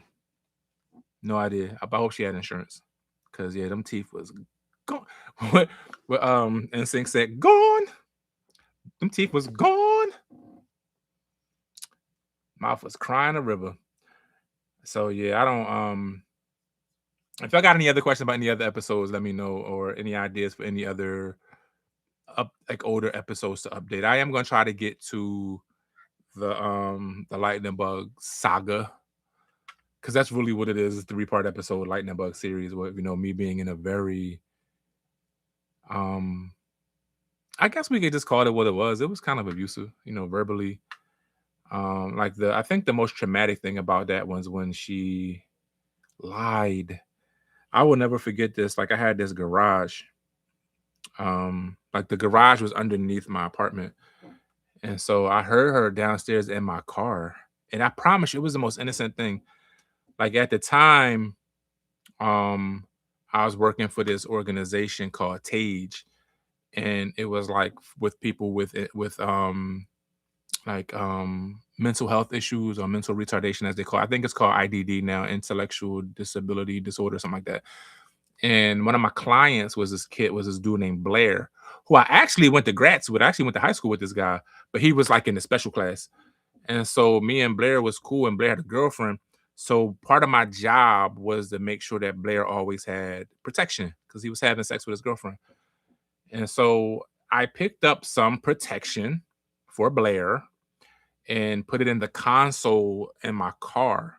And when she went in my car, she saw the condoms. And that's all she needed to know about I was screwing somebody else. Meanwhile, it was like the most generic condoms you get from the clinic. Like I didn't even buy them. I went to the clinic and got like a paper bag full of like the most generic Trojans ever, like the Blue Johns. And so you wouldn't know, like again, at the time we weren't, we had been together for a while, so we weren't using, but she knew what I used when we were. And so you would think that that would be plausible. Then I was like, hey, listen, this ain't even the brand I use. Like, why would you think this is mine? Like, let me explain. Nah, nah, nah, nah. Like she went crazy in the garage. And so like I'm hearing her scream. Again, I'm upstairs in my apartment and she's in the garage. And we got neighbors and all. And so I lived in Winfield Heights. It was a really nice neighborhood. And I went downstairs. I'll never forget this. She had opened the garage door and it was like cold as hell outside. And she had blocked my car with her car. Like she had pulled her car around before, like to block my car so I couldn't leave. And I'm sitting here trying to get her to chill. And I will never forget her. I never forget this shit. She screamed at the top of her lungs, "No, Perry, please don't hit me again. Please don't beat me again." I ain't never put my hands on a woman a day in my life. Never. And I will never forget, I'm going to jail. I had this purple mongoose bike, and it's cold as hell outside. It's the dead of winter. I got on my bike and just went. I'm like, before the cops come, because if I had heard that, I would call the cops. I just dipped. And I never forget when I got back, I had called my pop. My pop was like, "Yo, you come up here, like, yo, you gotta get out of there." And I never forget when I got back, and she was like mad that was gone for so long. And I mentioned like, "Yo, you said such and such." She's like, "I didn't say that." I'm like, "You said that. Like the whole neighborhood heard you say that. Like the girl upstairs heard you say that." Thank God my neighbor upstairs also knew that she was crazy. So she didn't believe it. Thank God for her. Like she was, I think her name was Angela. Like she was good people's. She was really good people's. Her and her dude, they were like really. They used to look out. Um, but she said she had no recollection of saying that, which was crazy. So I think back on that situation and I'm like, yo, she was my karma for a lot of the dirt I did. And I remember being mad at her for so long. And maybe that'll be the update to the story. Like, I remember even telling that story was hella traumatic for me because again, it was like you was playing with my freedom. She bust my lip. She like again, I don't even did I mention that she put like candy bars in my like she put like sugar in the gas tank? Like she busted my car. I had to get a whole new like fuel tank and like a whole new line in my car. Like I parked my car out at my friend Charvon's. My friend Charvon lived near the airport, and we was going to the tournament we went to every year with the kids that we were working with. I used to be I don't know if a lot of y'all don't know this, but I used to be like a poetry slam coach. I got 2 international championships under my belt, but I used to coach the Philly youth poetry team. And it made sense and Charvon was like the media person for the organization that worked for PYPM. And so she lived like 5 minutes from the airport. So we were like, so a couple of us like just drove to her house, left our cars in her driveway, and we hopped the cab. It's like again, it's a 5-minute ride. It's like a cheap little cab ride. And she hadn't known where Charvon lived because she was cool with Charvon. Like, why would I, Charvon, my man's like, like, why I'm going like not have you around Charvon? Like, she knew all my female friends, all my women friends, and she found my car and put all kinds of shit in the gas tank. And I remember driving. She lived in what's that, Folsom, like right outside of like around it's like Delaware County. I was driving down McDade Boulevard and my car like conked out. And what the fuck is going on? And the boy was like, "You got all kinds of stuff in your gas tank, bro." I don't know what she was putting in that joint. But yeah, boy was like, "There's all kinds of stuff. Man. You need a whole new everything, basically." So yeah, I'm gonna have to figure out how to do that to keep it more succinct when I do retell that story. Because PP has a prominent role in that because she was so bad. Oh my gosh, she was so bad. And I remember it was between her and this other John that I liked a lot. And I chose her because she was better. So that's what I get. That's what I get. The other John ended up kind of being weird too. Again, we were still cool, but that situation got strange. And it's kind of like I can't. It's not enough to tell a full Trashterpiece story with me and her. But like we was like I had a friend who had really strange social skills, and everybody was trying to hook me and this girl up. Like again, she liked me, I liked her. She's really pretty, like really cool, good energy. And so I guess one of her homies got tired of like us like flirting and not doing. So she tried to like speed up the situation. So she called my friend and was like, "Yo, look, such and such like this, like can you hook that up?" And he was like, "Yeah, I think he like her too. I'm gonna hook that up." So the John who like me, I'm trying not to say her, I don't want to say her name. I'm really bad at giving people other names. So I was like, the John. She ends up hopping on the phone with my friend. My friend pretends to be me. Why would you do that? So he talking to her for 10, 20 minutes, pretending like he me. And then be like, no, no, no. So she like confessing all kinds of stuff. Like, yeah, when I first saw you, blah, blah. He's pretending to be me. And again, I'm not there. So I don't know about this till later. After like 15, 20 minutes of talking to who she thinks is me and like building with me and chopping it up and confessing all this kind of stuff, he like, no, no, no, this ain't P, this such and such. I'm gonna tell him everything you said though. So now like she couldn't like look at me in the eye. Like she was so embarrassed by the whole situation that it just became really awkward. And so this is around the same time that I first bagged the lightning bug chick. So I'm like, you know what? Maybe it's just easier to go with this other chick who body was crazy. Who we keeping it a buck. I kind of just wanted to hit that anyway. But between the awkwardness of what my friend did and me really lusting after KJ, it just was a bad joint all around. It was just a bad joint. I don't know who does that. Number one, as who does that? He was like, he shot play like, man, it ain't even that. You making too much of her. It ain't even that crazy. Like, just talk to her, bro. She don't want to talk to me right now. Like, you made it so awkward. So she don't want to talk to me. It just got so awkward. It got so awkward. Now, as Brent says, we're Big Bruce work now. So Big Bruce, I don't know because we stopped going to the Stinger. Big Bruce was there's 3 different Bruces in the Trashterpiece stories. There's my best friend Bruce. There's my dad's friend Bruce, who was like the guy who I used to work with at the concerts. So like who got me involved with the Wendy Williams kind of like not the situation, but I was at Powerhouse that night working on the night I met Maya and the night I met Wendy Williams and the night I met Reagan Gomez previously from that's another Bruce. And then there's Big Bruce, who was like the bouncer at the Stinger. I have no idea what Big Bruce is up to, but he used to look out for us, man. Like the line could be the line for the Stinger used to be sometimes down the street and around the corner, and we'd just walk up. Yeah, I know you. I know you're talking about Brent. Yeah. So Big Bruce, like the bouncer from the Stinger. I don't know what he up to, but for whatever reason, he just loved little Bruce, like my Bruce. Like Bruce used to walk up to him and just like, I'm gonna knock you the fuck out. And then he used to just be so tickled by that. And then would like shove Bruce into the door, like, get in there and stop playing with me. He just loved Bruce so much. Like everybody loves Bruce. Like everywhere we go, Bruce just make everybody laugh. So like there'd be places when we go downtown and Bruce would make the bouncer laugh, and then we would just be in.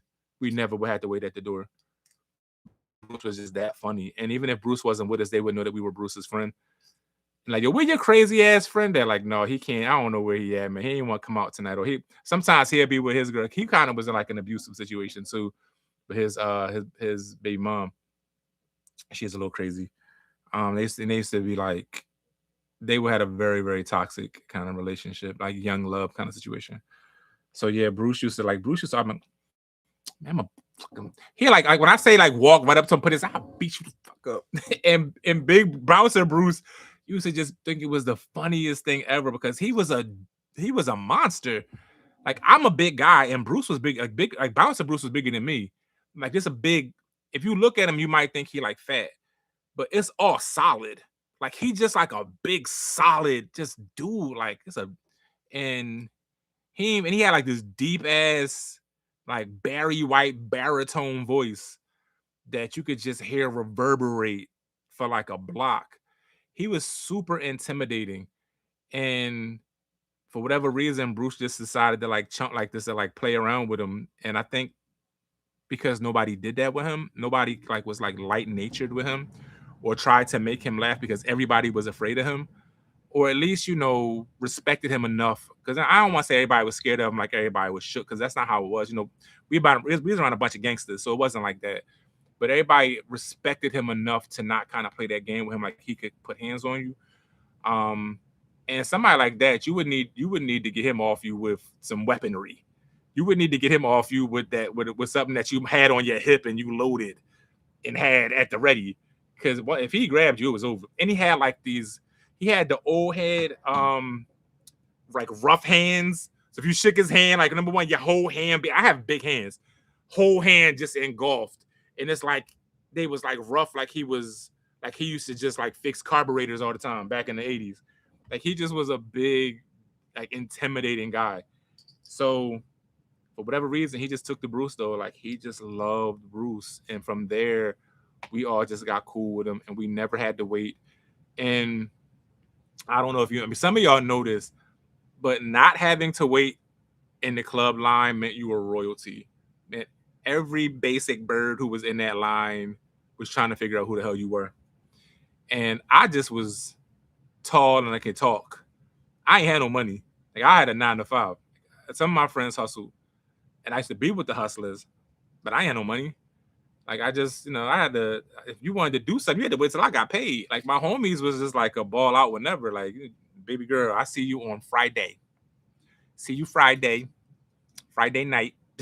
Other than that, I don't got nothing for you. So I think, but the good news is you kind of like navigating that world of the higher. There was definitely a club hierarchy. Like now it's probably like sections and stuff like that, but that wasn't like a big thing back then with us. Like there were VIP sections in some clubs, but it wasn't like a huge how big it is now as like the hierarchy. Um, and on top of that, I always found like VIP sections boring. Like I don't know if I sometimes I forget what stories I told and what stories I didn't tell. Um, but the story I told about my dad's fiance that he broke up with, um, I don't know if this is members only or right, but either way, my dad was dating this woman and she just wanted to be a lot. You could tell she was like a loser growing up. She was like such a tryhard. Um, and I remember like it was weird because she was younger than my pop, but she might have been like 10 years, like 8 years younger than my pop and like 12 years older than me. So it was like a really weird dynamic. And I could just tell that she probably was a loser. But she was a pretty woman. And she had a big old butt, and that's why my pop liked it. She had a big old butt. And you could tell like she was like a nobody when she was in her 20s, and because she was overcompensating. Her and all her friends were like overcompensating deep into their like late 30s. Like you shouldn't be in the same club as your as your boyfriend's son. Um, so it just was weird. Like they was just all a bunch of tryhards. And so I bring her up to say like there was Jay-Z had this club in Atlantic City called the 4040 Club. And I remember this night I was walking, I had went down there with a couple friends, and we were VIP. It was somebody that we knew, was somebody they knew was having a party. I just kind of tagged along. I had no idea who this person was. And we like slid around. I remember seeing her and her friends and they all had K names. I don't know what I named them, but they all had K names. Um, and they was like, Peary, can we get in with you? I was like, yo, just chill right there. I got you. I walked up to the bouncer, was like, yo, don't let their asses in. And so I slid in. And we were in VIP all night. And it just was the most boring experience ever. Like it was a bunch of people in VIP looking. The way this was set up, it was like the dance floor was down here, and you go up these steps, and then the VIP was on this different level. But you could see who was up there, and then you could see who was down there. Like you could see. I was so boring. It's like everybody down here on the regular general admission is looking up to see who's in VIP, and everybody in VIP is trying their best to stay next to the edge so everybody can see that they're in VIP. And that ain't how I grew up partying. Like me and my friends always was like the life of the party. We was never like no chill and not trying to get sweaty. Like as soon as we get into the place, we trying to find joints to dance with, and that always set us apart. While some people was trying to hold up the wall and look, look cool. If we was at the joints, we was on the dance floor. I'm sweating my cornrows out. My hair. If my hair ain't frizzy by the end of the night, I ain't have a good time. So that scene became really boring to me when it did that. When it started going that route of bottle service and sections and stuff, because that's not the time we was on. Like even I think I told this in the story about when we were in Virginia. We're at the King's Dominion BET Black College weekend, but we used to do this thing where the Baltimore club song "Watch Out for the Big Girls." When that would come on, like we would all find each other. Like no matter where in the club we were at, we would all look for each other and find each other, and then go find the biggest girl in the club. The bigger, the better. She 400 pounds, even better. And just encircle her and make her feel like a queen. And we'd be just humping all on her. And if we could pick her up, we'd pick her up. Like, oh my God, y'all so crazy. And we did it because it was fun. We did it to make her feel good. But we also did it because now every other woman in the club was looking at us. While you over there buying them drinks, she gonna be with me afterwards. So we had like strategy. I guess that's the best way to say it. We had like strategy on saying, on like how to like bag joints, and it was never trying to like buy out the bar or nothing like that. Even though I do have friends who would buy out the bar, but not as a strategy. It was like, yo, drinks on me tonight, y'all. Um, I was never that guy. I would buy a round of drinks if it was a couple of us. If it's me, Bruce, Rome, Junie, I got a round, but I don't got a round for everybody. I gotta go to work on Monday. My money gotta last until Friday. And my friends was gonna just get it right back on the block. So we just was living two different worlds, but still navigating the same world. And to be fair, they never tried to like, they understood that they never tried to like pressure me into being anything that I wasn't. And I think if I started creeping in that direction, there would always be reminders like, yo, be yourself. Be yourself. Um, does the lightning bug chick know about Trashterpiece? Bro, I have no idea. I haven't talked to her since she stopped stalking me. I have no idea. When she moved, again, when I said she moved at my apartment, she took everything, like stuff that wasn't even hers, like the shower curtain, like the shower, not just the shower curtain, the shower rod. Who the hell takes a shower rod? Like the toilet paper roll. And then she moved down to the next 100, like literally a block away, and then stalked me for the better part of the next year. And then she ended up getting married. And so the last time that she was outside of my spot, she had on a hijab or a kimar, as sometimes people call them in Philly. And that was it. Like she had on a kimar. She was all, I'm like, yo, what you doing? Like you turn Muslim? And she was like, yeah, I converted. I'm like, all right, that's cool. That's what's up. But like, can you stop stalking me?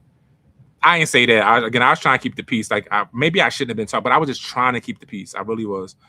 And that was it. I haven't seen her. She popped up on my Facebook, people you may know, a couple of times, and every time I'm like, yo, why does this keep happening? Because we don't have any mutual friends. I don't think we have. I don't remember if we have any mutual friends. I don't think we would. But she keeps. So I'm like, are you searching my page? And that's how it's coming up. So I don't know if that was. I don't know if that was the case or not. But either way, like we haven't had a conversation. And for the longest, I had no interest in having a conversation with her. However, if she did want to have a conversation, if she wanted to have a talk, I would talk to her now. Like it's been years. So if she wanted to talk now, I would. But for the longest, like if I knew or if I thought she was going to be at a place, then I wouldn't go. So I have no idea if she knows. I did a good job of not saying her name. Nobody that I can, well, a couple people who knew the story, they knew who it was about. But I can't remember anybody hitting me up and like, yo, is this about such and such? Like, nah.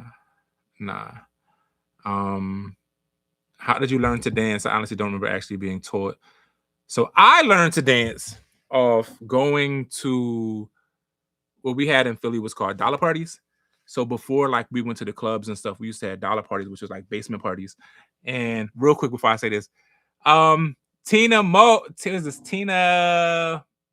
for show. Thank you for the super chat. This is my second ever super chat. I appreciate that so much. Thank you for the super chat, Tina.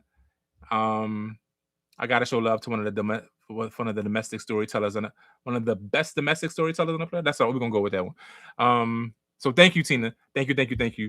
I appreciate that so much. What do I do? Thank you. That's all I'm gonna say. Thank you. I appreciate that so much. So if you want to super chat, you can. If anybody want to drop gifts in the or if you're a member and you want to gift memberships to other people, that's cool too. But I'm just happy that y'all are here. Thank you so much. How I learned to dance. I learned to dance at dollar parties because the dopest. Thank you. Domestic. We could go with domestic too. I learned to dance because we would go to these dollar parties, and if you were corny if you weren't. That's the only way you could get girls if you danced. You couldn't go to so the dollar parties was like, for those who don't know, they was in somebody's basement. So somebody decided in their whole ass house that they needed to raise money for rent or something like that.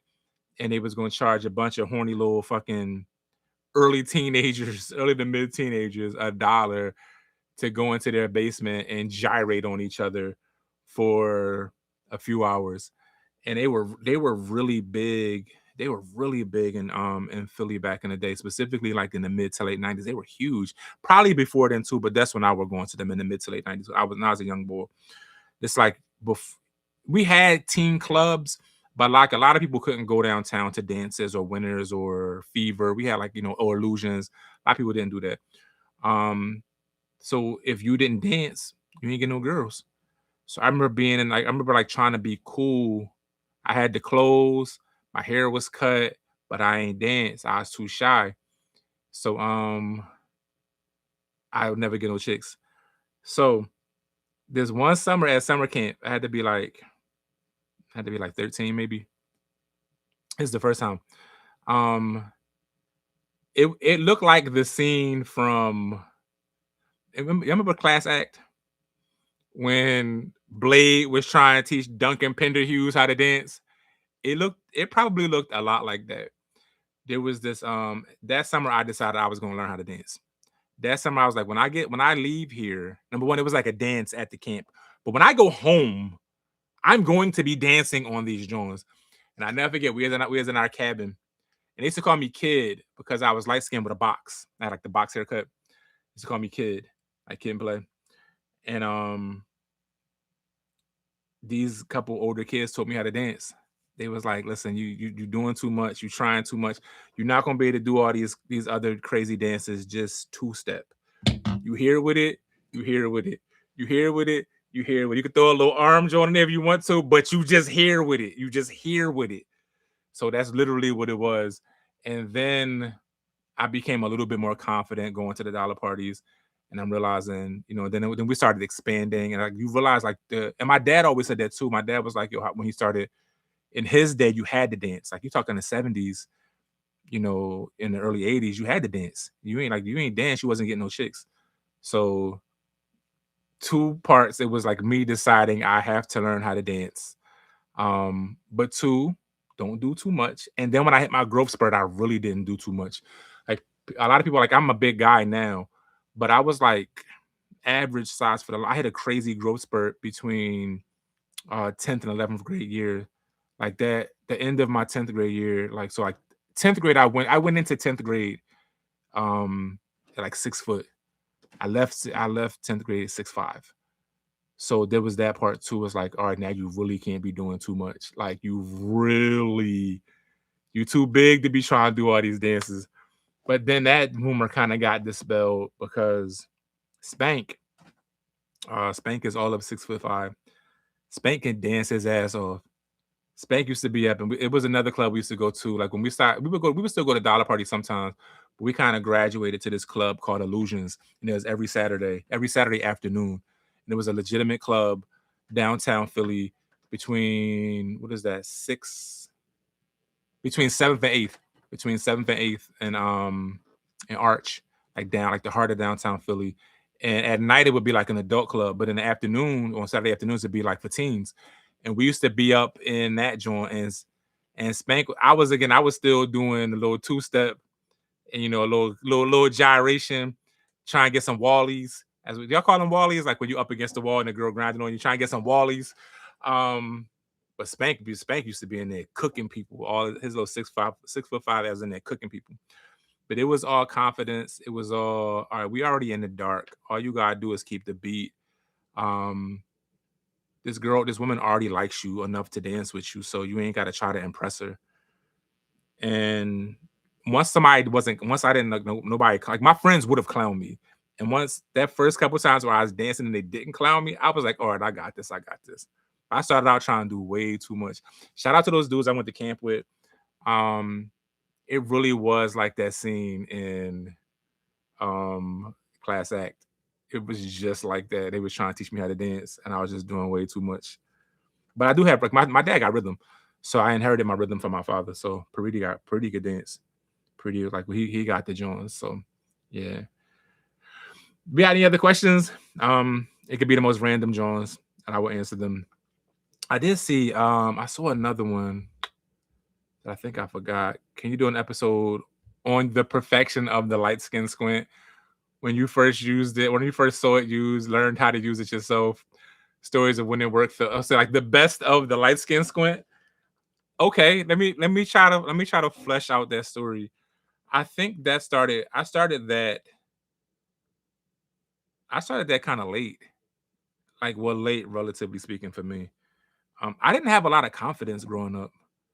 Like, I was outwardly confident, but I had like hella low self-esteem. And I started doing that when I made the basketball team at Gratz. And back in the day, like Gratz was like a powerhouse dynasty. So it was like instant hood royalty. Like, um, and so then I got a little bit of confidence. And so I feel like my first light skin squint picture was um I think I named her Sarah in the story, but that's not her name. But my ex, who was a year older than me, and then with the pen and then got with the capable, that chick. I went on her prom. She went to Masterman, which is really good school, like the best school in the city. And I went to like one of the worst. And I have like a picture. I'll try to share it. I'll try to share it. Can you do the squint real quick? I will not do the squint. I might do it just like to I can't it's not you can't do it on demand, but I try to do it before I leave, before I sign off. But I have a picture, it's hanging up on the wall. I'll try to share it on the community tab. Um, and I'm definitely light skin squinting in the picture. But I had so much confidence dating her. Like I wouldn't it ended kind of bad. Like, you saw the story. It didn't end on the best terms. Like she really wasn't like a good person to me at the end. Um, but I will in hindsight, I will always give her credit for like helping boost my confidence because she was really smart and she's really pretty and she's like 6 foot tall, like super educated. My God, she's really, really, really smart. And holding my own with her and being her on my arm and being able to get this kind of woman, this young woman at the time, like this girl, like boosted my confidence. And then being around the homies, like my confidence was like sky high. Like I could get anybody, I could do anything. I didn't made this team. I didn't got the girl. I had a 4.0. Like I felt like I was that guy. So like that really boosted me. So that's kind of where the squint came. That's the essence of the squint. I got hit with a light skin squint the other day and it dawned on me the light skin squint is universal. It is. You got to have it in your spirit because you can't half ass the squint. You got to have it or you don't. Like, you can't just be talking to a joint and be like, nah, you gotta like, it's a whole thing that go with it. It's a whole thing that go with it, right? You gotta be like, yeah, you know what I mean? Like, what's going on with you? Like, everything good? Like, you gotta bite the lip a little bit. Like, I'm saying, though, like, where you from? No, I'm from down north. It's a whole thing that go with it. It's a spirit. It's an essence. You gotta embody the whole thing. Oh yeah, you know what I mean? Like, what's good with you? Like, where you from? A word? That's where you from? Like, okay, all right. I'm from down north. Then you got your voice. It's the voice, the bit lip, the squint eyes. You got like your arms a little bit. It's so corny, but it worked. It never did it not. It never not worked. It did. There was never a time it didn't work when I was young. Except no, that's not true. Almost said her name. One John saw right through it, and we still cool to this day. She good peoples. I was like happy that I was kind of like at first I was like offended that she didn't want to talk to me, but then I was like, "You right, you right. I wouldn't want to do that either. You read me correctly, ma'am. You are 100% right. You should not talk to me, especially since I had talked to her homie. I was out of pocket. I definitely talked to her homie. They was like cheer. They was on the same cheer squad. I definitely talked to her homie. We never did nothing, but her homie like really really liked me. Now that chick got like 12 kids. She got a whole litter of kids. She got a football team. She cool people though. She got a bunch of kids. Shout out to the kids. Thank God she ain't never mess with Ryan. My God. My sister hit me to the fact that women got a few eye games, namely bedroom eyes and triangle eyes. Women do stuff. Women used to have like crazy game. I feel like that's like a lost art now, like the art of flirting. For me, again, shout out to my pop. my pop used to like be really put us on. My pop used to really put us on game, and like Junie Pop and Nell Pop, like even like Bruce Mom, like they would put us on game, like how to talk to women, and that's the one part I don't understand about today. Whenever whenever it was never women's faults. Put it like this: it was if you didn't get a girl, it wasn't the woman's fault. It was you. Like you didn't do something. You ain't get no numbers. It's your fault. It was never like, oh, these women suck. And no. What did you do? So like our old heads would clown us a little bit. Like let's say we went down South Street, like yo, P ain't getting no Jones tonight. And so now your old heads roast you a little bit. You sit there and take it, but then they pull you to the side, like, all right, look at you. You ain't get your hair cut. How do you go downtown and all your friends got their hair cut? You ain't get your hair cut. Look at you, man. You ain't got no gum. You ain't put no cologne on. Like, go put some of your dad cologne on. Like, what's wrong with you, bro? Like, they give you game. And then when you come back next week, they want to know what the update is. Like, all right, did you get some numbers this week? Yeah, I got like 3, 4 numbers. Like, I told you, and they big you up. So they gonna clown you a little bit, but then they big you up. Like when you they gonna laugh a little bit, but then they gonna build you up and they want to see the results. So it was never women's fault. Like if you didn't get nothing, it was never being mad at women. So that's the part that I don't get today. So I think that's a lost art, but I also think there's a lost art of young women and women in general not knowing how to flirt. Like my pop would always tell me, like, when a woman looks at you for that 1 second too long, that's a cue. Like a woman look at you and she look away, that she just being funny. How you doing? If you say something, then so it would always be like it's like a game, like jousting a little bit. And I think it's like such a lost art that a look from across the room and a smirk. It don't even gotta be a smile, like a little smirk she give you, like, oh, that's the cue to come say something to her. Or she do that and then she walk to the bathroom away from her friends. That's your cue to go say hi. And it wasn't a foolproof joint. Sometimes she was just being friendly. Sometimes you might have misread it, but it wasn't no, well, F you, then you ugly. It's like, oh no, all right, cool, my bad, my bad. Have a good night. You got a boyfriend? All right, cool. No, I'm that's what's up. I wish you luck with that. Congratulations on that. I hope to see you again sometimes. It was never, I ain't never do the but you can't have a friend. That's so corny. That was always so corny to me. Like, so I just think it's a lost art of, number one, women knowing how to flirt. Number two, young men seeing the cues and knowing what the cues are. And again, it's not easy to go talk to somebody. Like, I think a lot of people from my era, like you would see me go walk up to somebody, like I was deathly afraid. Like I had anxiety to go do it, but you did it anyway. And if it didn't work, it didn't work. If it didn't work with her, bag a homie. Sometimes you just got to bag her homie to let her know what she missed out on. I'm saying like you ain't want me, but sometimes to pass it off. Your homie want me. This week's story, I was gonna do a refurbished video this week, but I think I'm gonna do a new story this week. This week's story is a lot about that, so it kind of ties us. Well, the next news story, let me say that. So I don't know if I want to refurbish a story this week. PP Fire story, as I call it, if I'm gonna make or a new one. But the next news story is kind of about that. If your glance lingers, that's a tell. 100%. That was always the thing. Flirting is a lost art. 100%. Texting has made so many people lazy. That's very true too. Like I never forget. I never forget. I was social media. I said it. Social media is kind of like the same thing with that. That same kind of lazy energy. I never forget. One of my homies. We was at this event I was curating, and there was this woman. She used to work at the Mac store, and we was cool. I was cool with her boyfriend, and her boyfriend had just broke up. Like that wasn't my man's or nothing, but like I knew the boy. He was like a rapper. And one of my homies was like, yo, who that? I'm like, oh, that's such and such. She work at the Mac store.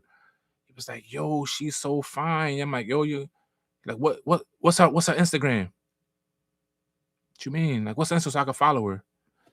You go talk to her. She right there. No, what's her Instagram? But you could just go talk to her. She's right there. He just wanted her Instagram. Like, that's so weird. Like, go talk to her. I'm telling you, I know her. I'm telling you, she cool. I'm telling you, she don't got a boyfriend. She broke up with the boy. Like, you could go say hi. She cool as hell. What's her Instagram? I was like, yo, you weird. Like, y'all so weird to me. But I mean, it's just this is a different era. Like I'm a fossil when it comes to this. Like I've been outside I was off the porch for so long, like not like doing nothing crazy, but like outside, like with the people who was doing something crazy. So it's just so weird to me that people are so afraid to like talk or flirt or even like just say hi. Like I just speak. Like, I'm not dating right now. I have no plans on dating right now because I'm so engulfed in what I need to do for myself, like with my art, and my schedule is unforgiving right now anyway. But I still say hi. I still somebody say like, "Yo, you look really nice." I love to tell women that, like, like, "Yo, that's a nice dress you got on," or like, "Yo, your shoes is nice, sis." You can always tell what somebody takes pride in. Like, "Yo, your bag is popping. Yo, your nails is nice, sis," and it just makes them feel good. So it's kind of flirty, yes, but it's also like I meant what I said, and I think it's like surprising. I think a lot of times women are waiting for the other shoe to drop. Like, all right, what's your name? I'm gonna keep it pushing.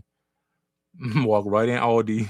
I got something to get and get out of there. I'm not trying to get your number, sis, but I don't know. It's just weird. People don't talk anymore. It's so strange to me. Bag her homie is egregious. It's not egregious. If you told me you got a man, and I got a boyfriend. Oh, okay, cool.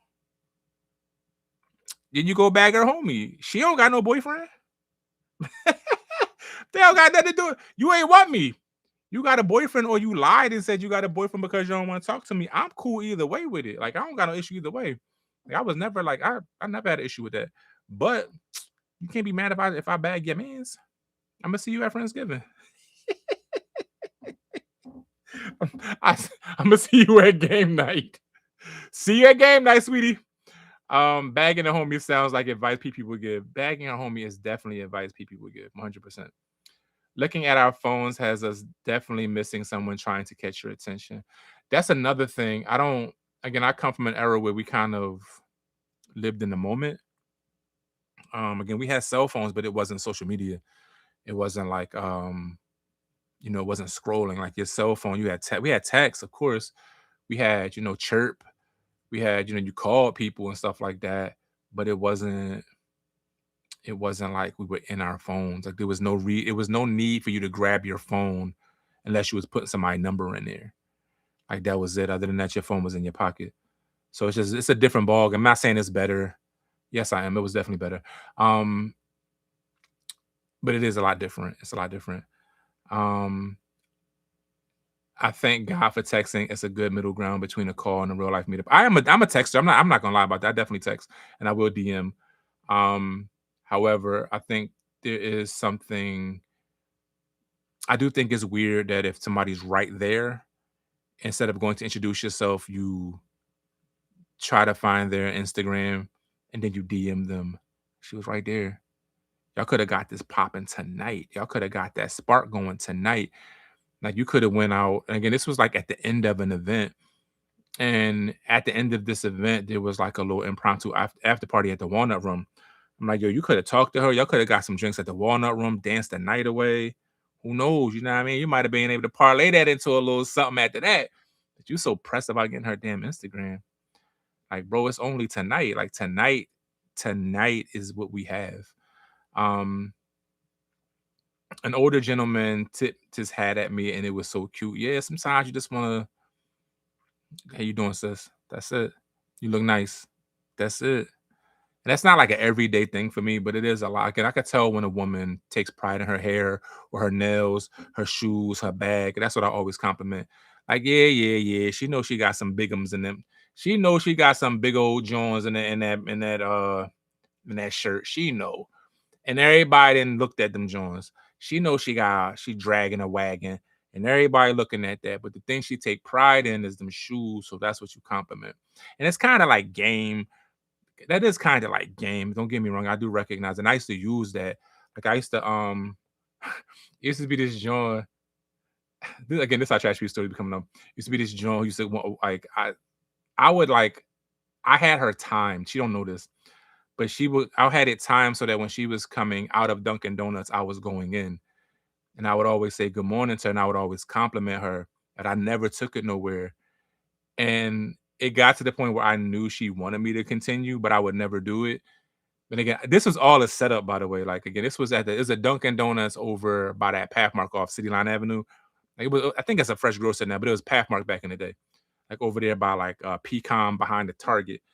Like that's Monument and I don't know, Monument and something. And one day she was like, "So you gonna keep complimenting me and keep saying hi and never ask for my number?" I was like, I just was like, I just thought you were really nice. I didn't want to mess up your day. I figured you look like you're always busy. You got somewhere to go. And she ended up bagging me, but she thinks she bagged me. But I put everything in place so that I was bagging her, but she thought she was bagging me. That's how you do it. So it is kind of game, but there are some times where it's not game. But yeah, that went on for like a couple months where every day, or almost not every day, but a few times a week, I would time it so that when she was coming out of Dunkin' Donuts, I was walking in. Or when she was waiting for her order, I was walking in. I'm like, look at you, check you out. I see you. I see you, sis. I see you. Like, good morning. How you doing, sis? Like again, the light skin squint was activated, but it was activated prior to me going into the Dunkin' Donuts. So it was already there. But that kind of stuff, it works. Like, because again, you're not pressed. It is genuine. The compliments are genuine, but it's real chill. And she looked like, and the funny thing is, I never called her. So I have no idea what happened. I never called her.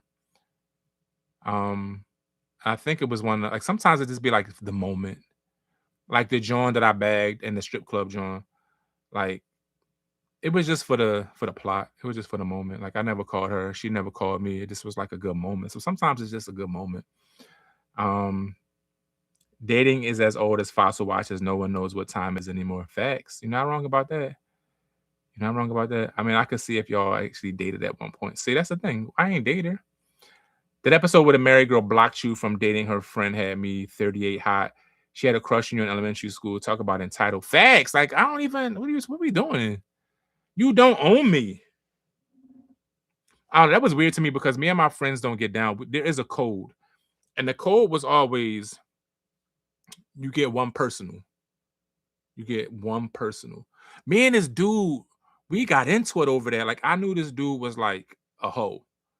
He had like a bunch of chicks he was talking to, and he had this main girl. His main girl was bad, but he was trying to talk to this John. He was like maybe 10 years older than me. He had this John who was like around my age that he was kind of stringing along, and I wanted her.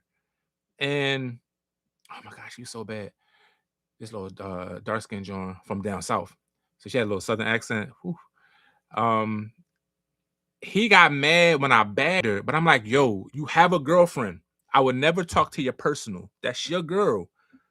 This ain't your girl. You don't have no claim over her. So we like fell out over that. We ain't been cool. We speak, but we never been cool after that. You can't claim 12 different women in the city, bro. You get your personal. And if I knew you felt, if I thought, you got your personal, but you also really feel a way about this John, I probably would have fell back. But like this just another John you try and bag for for your ego. Nah, bro. Nah, we don't do that. And again, it wasn't my man's. We was just all right. So wasn't nothing crazy. He and I was just cool enough to like speak. And we was like, I mean, I said we was cool. We had conversations and stuff like that.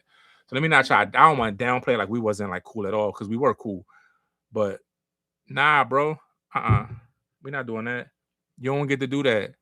He was pissed. We didn't talk for years over that. And then we ended up being in the same spot, like in Willingboro, which is like south of Trenton, like in Jersey, right across the bridge. Like not right across the bridge, but it's like not far from Philly. And we was like in the same spot, and we was like the only two Philly people in there. So everybody like, y'all know each other? Like, yeah, we know each other. So we was like kind of forced to talk that night. And we've been like cordial since. But you don't get to claim everybody. You get one personal, bro. That's the code. One personal. You don't get, or like somebody baby mom or ex. Like you don't talk to them. So it wasn't like your baby mom. It wasn't your personal. And it wasn't like a ex. You don't get you can't claim 12 chicks. That's not the code. Where you from? He is mad as hell. I don't think that's a Trashterpiece story though. He was mad as shit though. He is talking real spicy to other people saying he wanted like to fight and everything. He didn't want to fight. in one fight. High school was a weird time for our generation because the older dudes would be picking up the girls our age instead of giving us the game. What's funny about that is I remember one of my best friends is named Tino, and I got a Trashterpiece about he and I used to like he was my best friend. He's my best friend prior to this. He's like my so like I got different best friends.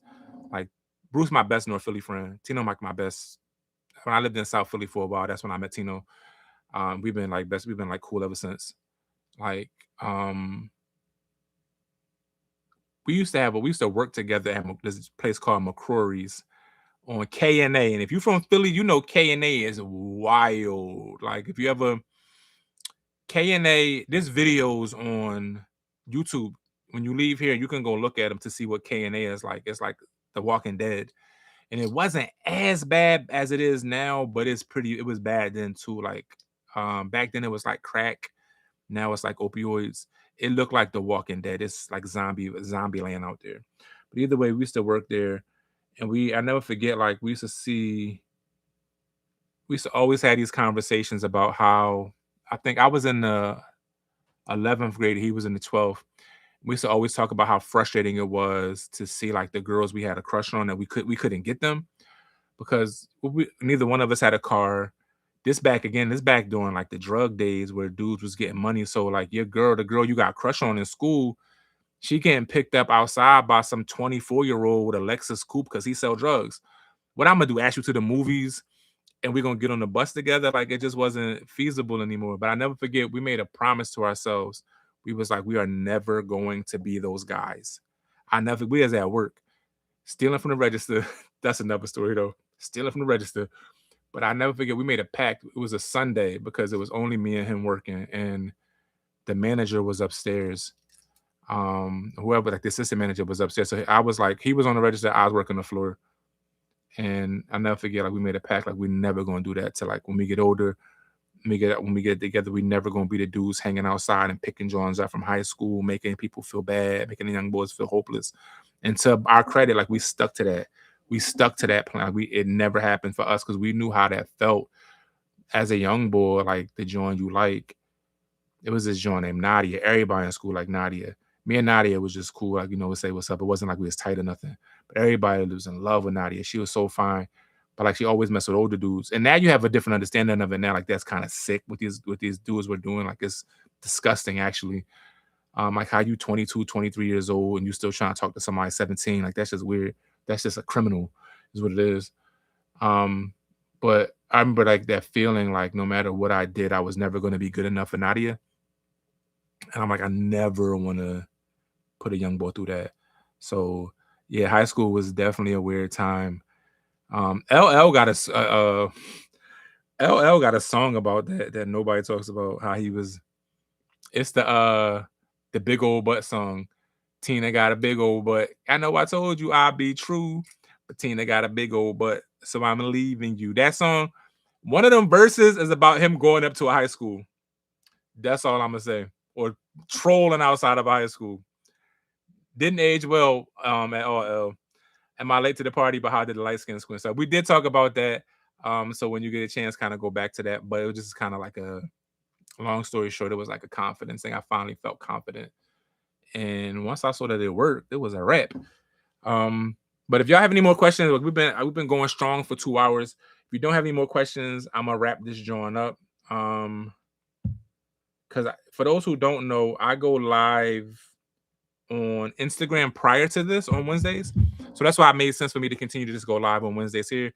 On Wednesdays, I go live on a page called Eyewitness Palestine. For those who don't know, when I'm not doing comedy and I'm not doing poetry, I do a lot of work around Palestine because I've gone twice and I've seen twice. And so I talk to other people who have gone about what they saw when they were there. It's nothing crazy, but it's just like, what did you see? That's all I want to know. So for those who don't know, if you're interested in doing that on Wednesdays at 8:30, I go live on in the page is Eyewitness Palestine.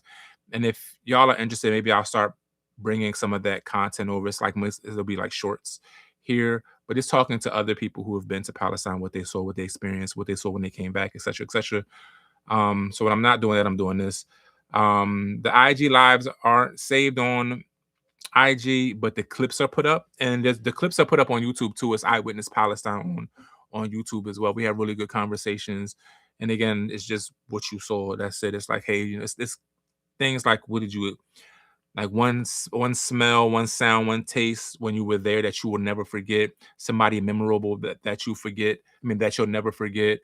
Um, Things like that, like questions like that, like, it's a craziest thing you saw, like allowing people who've gone to have a platform to be able to talk about it, because it's something that I'm very passionate about. And again, I know that that's not what y'all subscribe to here, so that's why I try to keep them separate. But it is something I'm very passionate about. So I'm not just like the guy who is trying to be funny or being funny, not trying, because I'm pretty funny. If I do say so myself. Um, but it's something I'm very, very passionate about. So if that's something that y'all are interested in, by all means, check that out. And I'll try to, maybe I'll like start adding some of that stuff to the community page. Ms. Munt said I used to get picked up by a 24-year-old when I was 15. He was in the military. Trash. I hope his pillow is never cool. I hope there's crumbs in his bed at all times. I hope every can of soda he opens like is flat. I wish nothing well for that person. Not just because he was breaking the law, not because he's creepy, but also like he was just doing like the 15-year-old guys ain't have a chance. That's messed up. I wish nothing for him. I wish nothing but and I try not to be a hater, but when I hate, I hate. Ooh, when I hate, I'm a hater. So I wish nothing for him. So I had to bring out my baseball bat, my little mini. Shout out to my friend Val. She bought me this little Louisville Slugger. She's from Louisville, as they say, whatever. It's a baseball bat pin. So I had to bring out my baseball bat for that one. Whoever that man is, I hope he has no peace. He's trash. Or at the very least, I hope he's evolved and he's making amends for the harm that he's done. Let me try to be a little bit PC. But we'll be back next Wednesday. I love doing these joints. I absolutely I didn't think I would like live streaming, and somebody convinced me that I need to do this more consistent. Shout out to them. I absolutely love this. Please share this, John. On the gram, the yellow circle with the chick. I don't know what that means. Sorry, Tina. What do you mean by that? But the page is Eyewitness Palestine. That's where I go live. But I also do have an Instagram that I may start posting again if they ever start taking the restriction off long form. Like, for those who don't know, I don't really post there no more, because if you post anything over 3 minutes, they won't show it to your audience. So it's like kind of pointless for me to post. But the rumor is that they're supposed to be removing that. So then I'll start posting the old episodes during the week there, and then the new episodes will still be every Sunday exclusively on YouTube, because y'all held me down. I can't tell you how much I appreciate y'all. This will be up, so if you want to go back, if you came late and you want to see what you missed, you can kind of cycle back. This will be posted immediately after we get off here, so if you want to watch the beginning of the stream, you can see some of the stuff you missed, specifically around the light skin. Will there be more Uber related Trashterpiece episodes?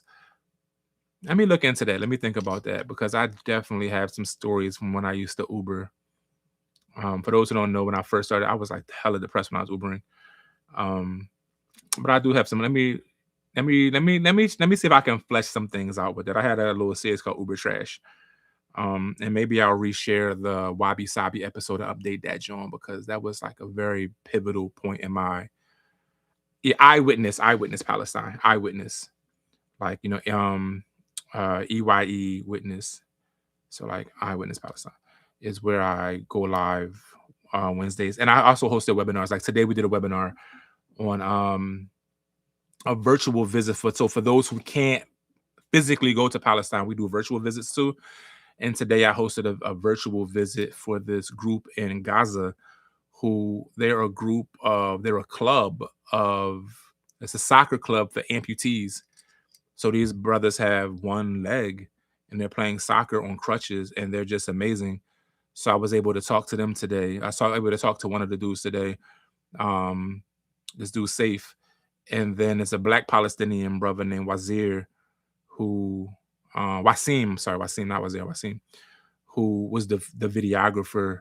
So I get to be able to talk to people on the ground, and they get to kind of tell their story, and it's really, really cool.